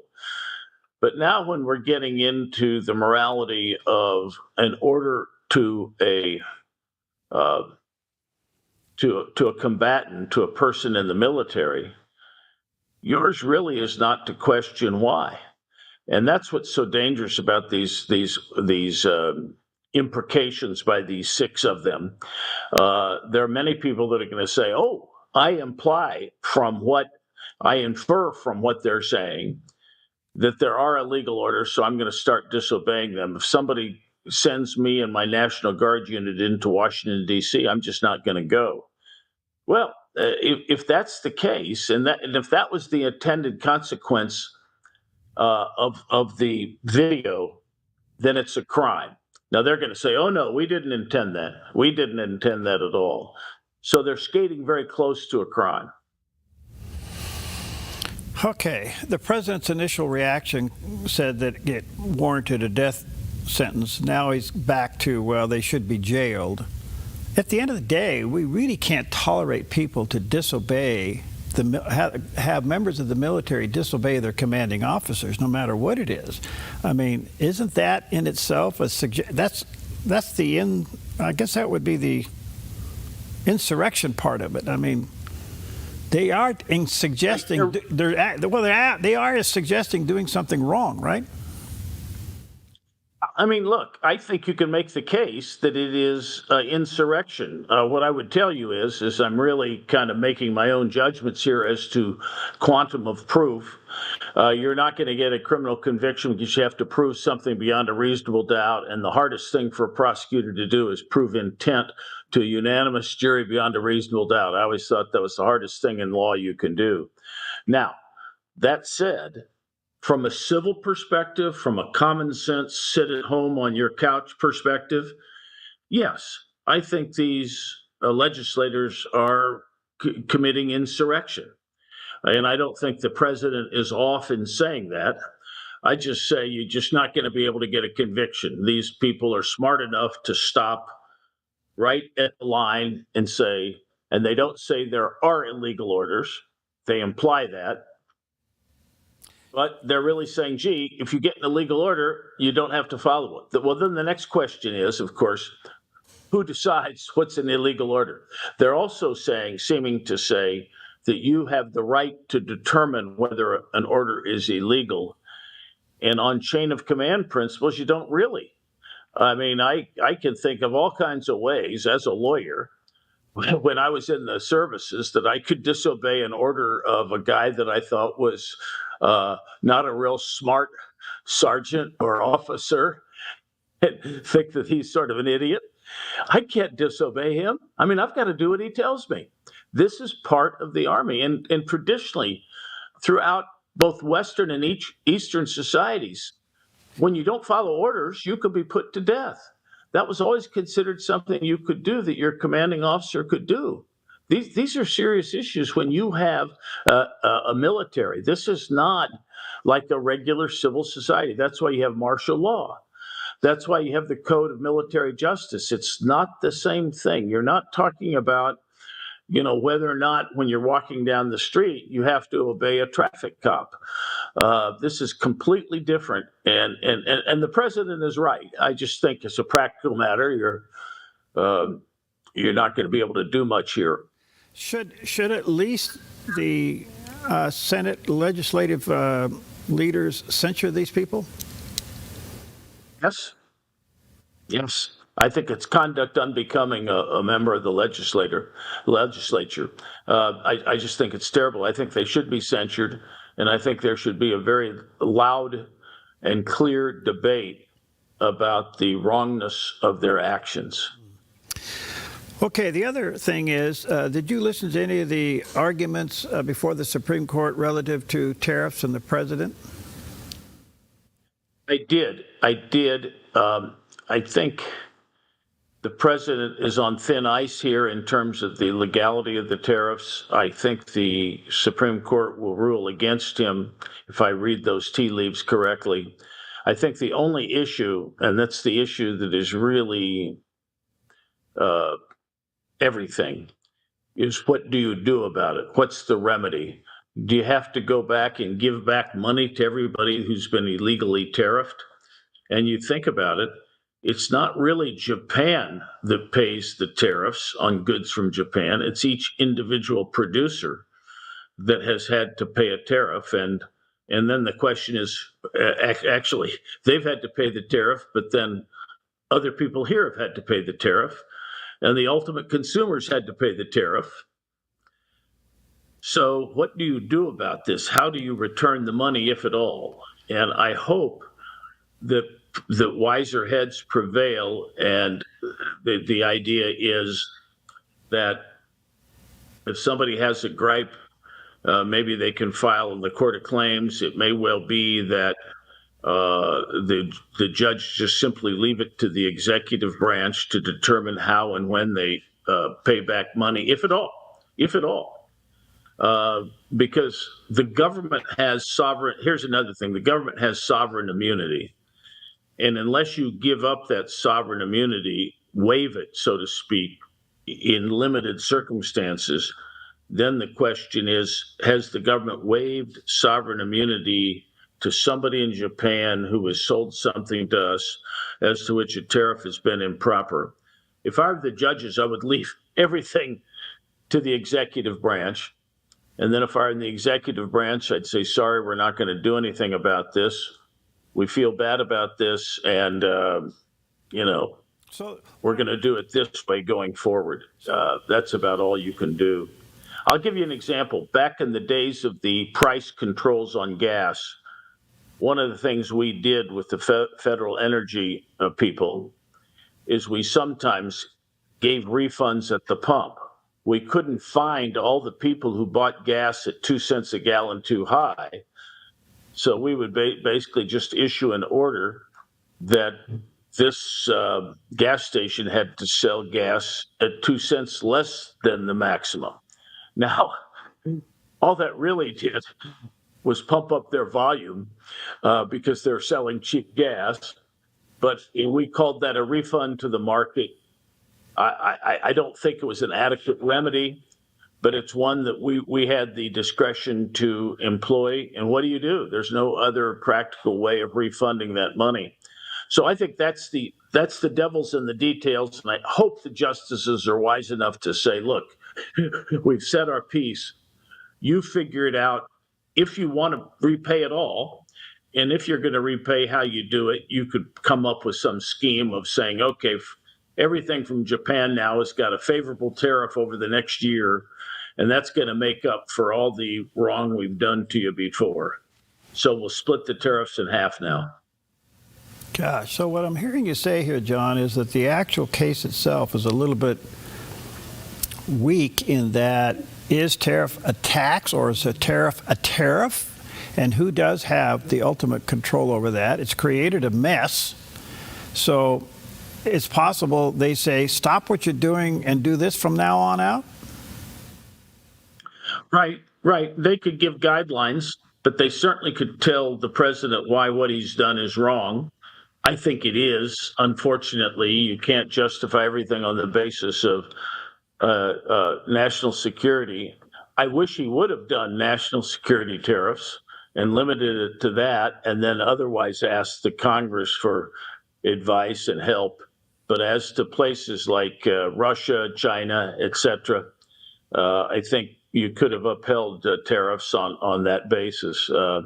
But anyway, it's. I think he's lost. I think that the justices have clearly determined that he did not have the authority delegated to him from Congress, that Congress needed to do this. And this has always been a legislative prerogative. You think about it, there have been all the civil wars that came about in England were on this issue. In America, we had a Revolutionary War because of the issue.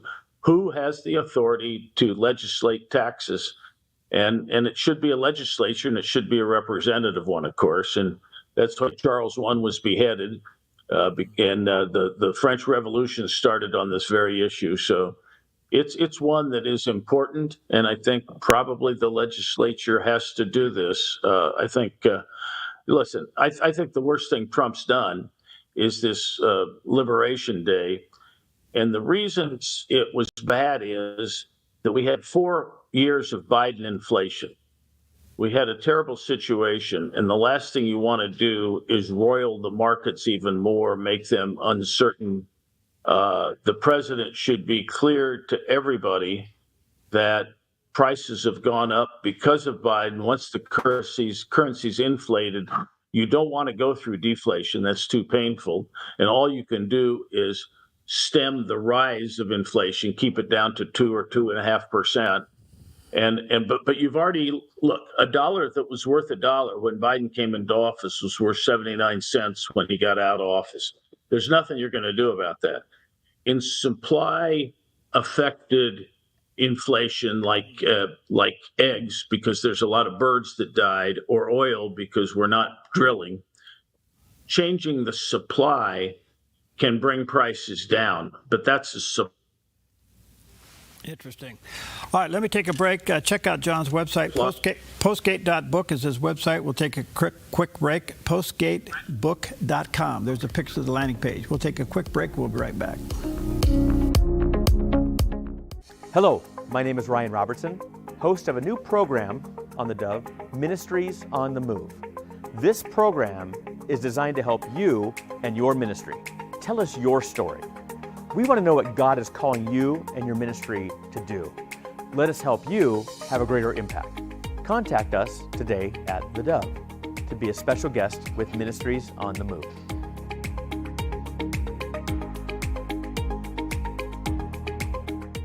They're fun-loving twins. They love God, hunting, and pranking each other. Join the Hamptons for outdoor adventure every weekend on Twin Factor.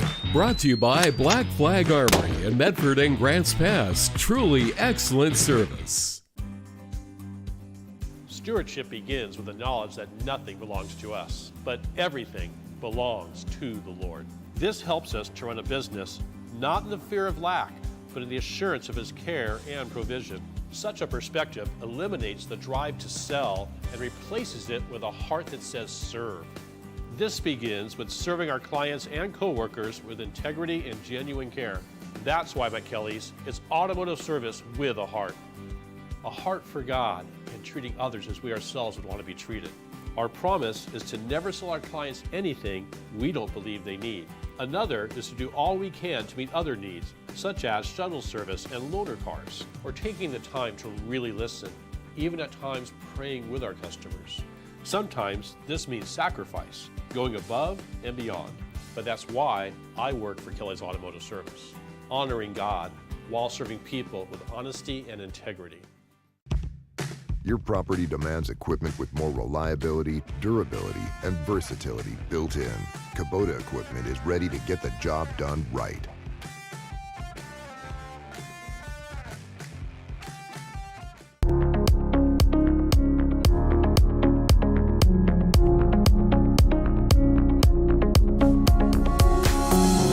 welcome back. Always an honor. We have time to sit down with John O'Connor. He's back with us today, former federal prosecutor and experienced trial lawyer.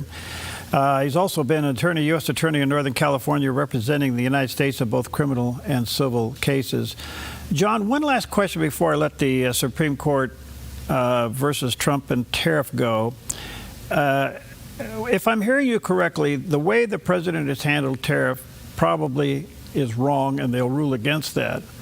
But to mitigate the damage that now of returning all that money would create is the problem. How do you mitigate this? Because if you forced it all back, you talk about putting us into recession, that could do it. So you think that's their struggle? It is. I think that they're going to realize the impracticalities on this. And furthermore, is it in their jurisdiction to order an executive branch as to how to do this? I think all they have to do is say, it's illegal. We've done our job. We're the Supreme Court. We're not here to run the executive branch. I will tell you, my first job as an intern, Perry, I sat in an office with a fellow whose job was returning money to the Japanese folks in California who had their bank accounts seized. This is in 1970, and he's on his dictaphone dictating on the 32 yen that it was owed to Mr. Kamamoto from 1944. It can be a terrible, terrible process. Now, we don't have that here. We didn't have the out-and-out seizure of money like we did in the Second World War. So I think the judges will wisely allow the executive branch to do their thing and figure it out. And it may well be that nobody really gets paid back. That would be the ideal thing. And the reason I bring up, I was rambling, we have an economic affordability problem in this country, but it's not really caused by tariffs. Tariffs are just a fly in the ointment here. But people are going to blame it on the tariffs as to why their cost of living has gone up so much. It's not. This currency has been inflated for 5 years, and there's nothing you can do about it. You're not going to be able to put the genie back in the bottle. So if that is the decision, what they may also be saying is, here on out, Mr. President, using tariffs this way has to get congressional approval. Correct. And they'll give some guidelines. They might talk about national security if you got to, and you have these temporary powers, especially as to national security, and they'll give some advice there.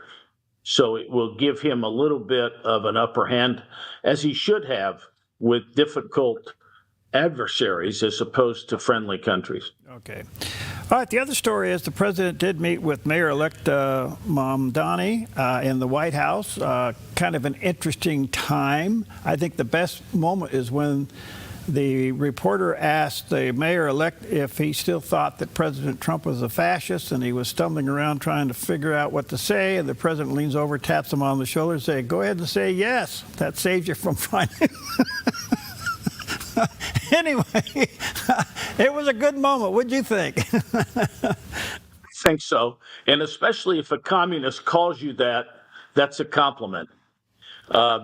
And of course, very few people realize that fascists are actually socialists. Nobody seems to bring that up. A Nazi is a National Socialist. So what we've got is we've got a communist like Mamdani, and the true fascists are the progressives who have much the same type of philosophy anyway, trying to coerce people. When you start coercing people into not using gas stoves, you're actually being an authoritarian. But anyway, it's kind of comical. I don't know why Trump did what he did. I'm not sure his motives here. So what's your take on Mamdani? I mean, the exit is happening. They were 7,000 down in police forces. 4,000 have announced they'll leave in January when their term is up. What does that tell you? Well, nobody has any confidence in him, and they shouldn't. And especially the things he's said about criminal justice are absurd. You know, bringing a social worker. I mean, it just defies common sense. This is the problem with the guy who's never really had a job in his life. He was brought up. He's really very typical of a lot of the young people in New York. They really haven't dealt with reality. the hardworking kid who works at a grocery store during high school, he knows better than what Mondami says. They know that, and you have a bunch of entitled people there that are looking for free rides. This is not going to work out. It's going to be disastrous, and I feel for the victims. This is terrible. You're going to have New York's going to become lawless, more lawless than it is now. There's no doubt about it. About a minute and a half left. Sorry. One great big geopolitical question, and that is major U.S. military buildup in Venezuela, primarily using the USS Gerald Ford to create the buildup there. What's your take going on there? Well, he's trying to destabilize Venezuela. And, this is a guy who lost an election that's in there. The CIA is in there, I think, fomenting things. I think if there's an argument for regime change, which is something that the CIA has done in the past, I'm not against it if he can do something to destabilize this regime, which is nothing. It's terrible to its citizens. And it's exporting fentanyl and all sorts of other drugs.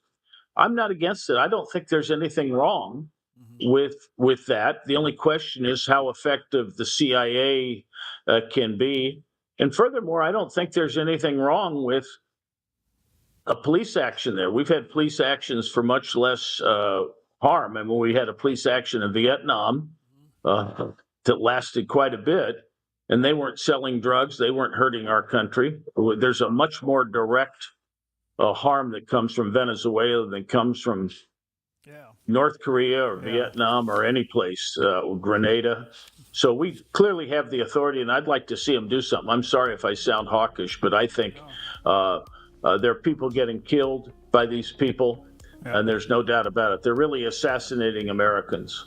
All right, check out John's website, postgatebook.com, and check out his books there, both The Mystery of Watergate and the Postgate book at postgatebook.com. Thank you, John. Always value your time. And just one day wondering if you're ever going to announce you're leaving California. I'll be the last one here. I'm hanging on. There has to be somebody here, a voice in the wilderness, Perry. Okay, you're it. Thanks, John. Good to see you. Okay, take care. Hello, my name is Ryan Robertson, host of a new program on the Dove, Ministries on the Move. This program is designed to help you and your ministry. Tell us your story. We want to know what God is calling you and your ministry to do. Let us help you have a greater impact. Contact us today at theDove to be a special guest with Ministries on the Move.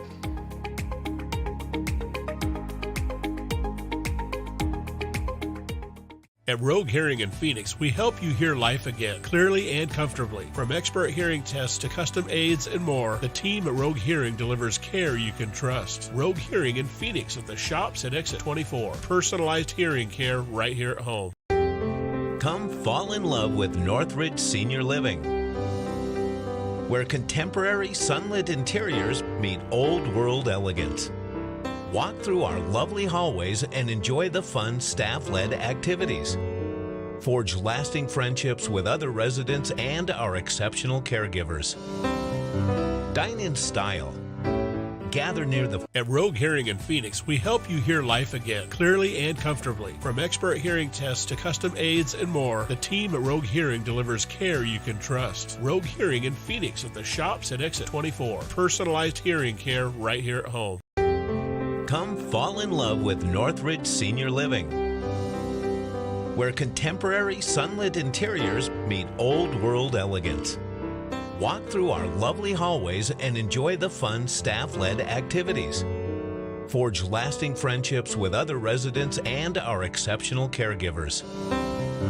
Dine in style. Gather near the fireplace under breathtaking chandeliers. Our reasonably priced apartments are spacious with private balconies. Northridge is Christian. You're tuned to the Dove, encouraging and informative. Helping Oregon, Northern California, Idaho, and Nevada start the day with news and encouragement. This is Mornings on the Dove. Well, good morning, good morning, good morning. Welcome to Mornings on the Dove. The geezer and a sidekick here. The gang's all here. We are back. We're like bad habits. We return. Yeah, we found our way back. That's we right. did, yeah. Yes. Thank you, Paulina, for getting up early. Yes. All right, good stuff all the way around. Good morning to you. Happy Monday. A short week with Thanksgiving down at the end of the week. I think by tomorrow, everybody pretty much checks out. It could be, yeah. Yeah, so anyway, welcome to Mornings on the Dove. A lot going on in the news. There always is. Raining at your house or drizzle? Just a little drizzle. That's it, on and off on the way in. Okay, so we got the drizzle going on here this morning. Anyway, good morning to you. What do you got, man? Well, I only have one thing today. Oh, we've talked about this before, but we have one thing, and it's one thing to eat. It is National Sardines Day. Sardines. No. Did you know that sardines aren't really just one kind of fish? Sardines are several small types of small, oily fish related to herrings. While we might be most familiar with sardines packed in cans, some enjoy fresh sardines grilled. Never had that. It can also be pickled and smoked. I've had a little bit of smoked sardines. Now, sardines migrate in large groups. We're seeing some of that on the screen, creating a spectacular display known as the greatest shoal on Earth. It helps them reduce the chances of being targeted by predators. And nutritional value, oh my goodness. Sardines are small, but they're nutrient-rich fish. They belong to the herring family, are an excellent source of omega-3 fatty acids, making them a healthy dietary choice. And they are named after an island off the Italian coast, Sardinia. Sardinia. How about that? They used to be a major producer of these fish. Today, sardines are still a vital part of Sardinia's economy, but they're reducing these days. And canned sardines have a very long shelf life. Yeah. When it comes to sardines, some brands can last even longer than the one that they tested, up to 5 years. 5 years on your shelf. You know what? You know what this would be good for? What? Preppers. Yeah, there you go. Yeah, because it's a great source of protein and omegas and stuff. You put on your shelf for years, but you should probably rotate it out. And I got a call on my way home yesterday. Pam and I are driving home from visiting my mom, and I got a group of grandbabies, and they know how much I love sardines. Yeah. And they yelled, "Grandpa, we just ate sardines." Oh, really? Oh, boy. They were thrilled. It's like a treat for them. Well, you know, you see that picture. What? Of all those sardines, and then the whales come in and get a mouthful. Yes, or the birds, sharks, everything. So, how would you like to know that you were created to be eaten?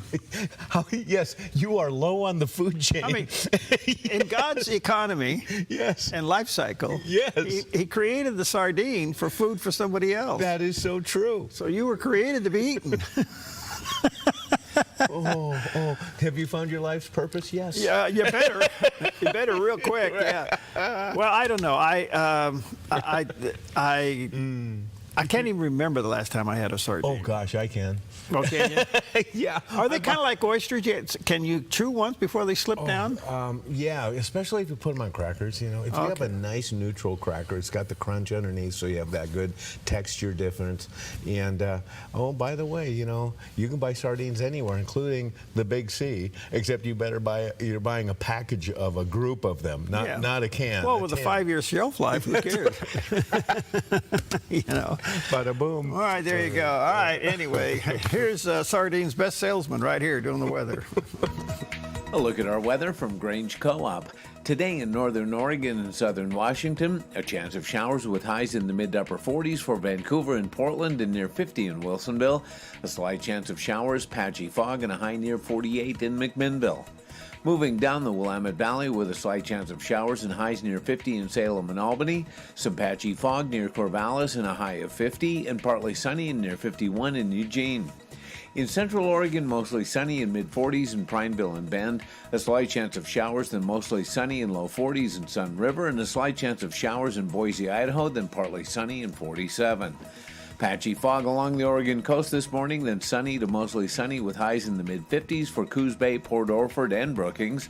Some drizzle and patchy fog, then partly sunny and 58 in Crescent City. In southern Oregon, patchy dense fog, then partly sunny with highs near 53 in Grants Pass and Medford, decreasing clouds and low 50s in Ashland, partly sunny in the Klamath Basin with highs in the mid to upper 40s. Into Northern California, patchy dense fog, then mostly sunny in Wairika with a high near 53. Sunny in Redding and Chico with daytime highs near 63, and decreasing clouds in Sacramento with a high near 61. In the Bay Area, patchy fog in Santa Rosa and Napa, then clearing to sunny in mid-60s, becoming sunny in San Francisco with a high near 63, and today in San Jose, patchy fog, then sunny in mid-60s. It's a snapshot of your Monday weather from Grange Co-op. Look at that. I think that is snow. It looks like it, doesn't it? Yeah, that's the lodge. And so we'll keep an eye on this, but 'tis the season. Yeah. And there's other issues to be concerned about if you are traveling this week. This is the highest travel week. This is more traveling this week than Christmas. That's right. Yeah. Yes. And so Yes. anyway, there's a little snow at the top of the hill. We'll keep an eye on that. All for right. this one. And for our friends in California, they really got dumped on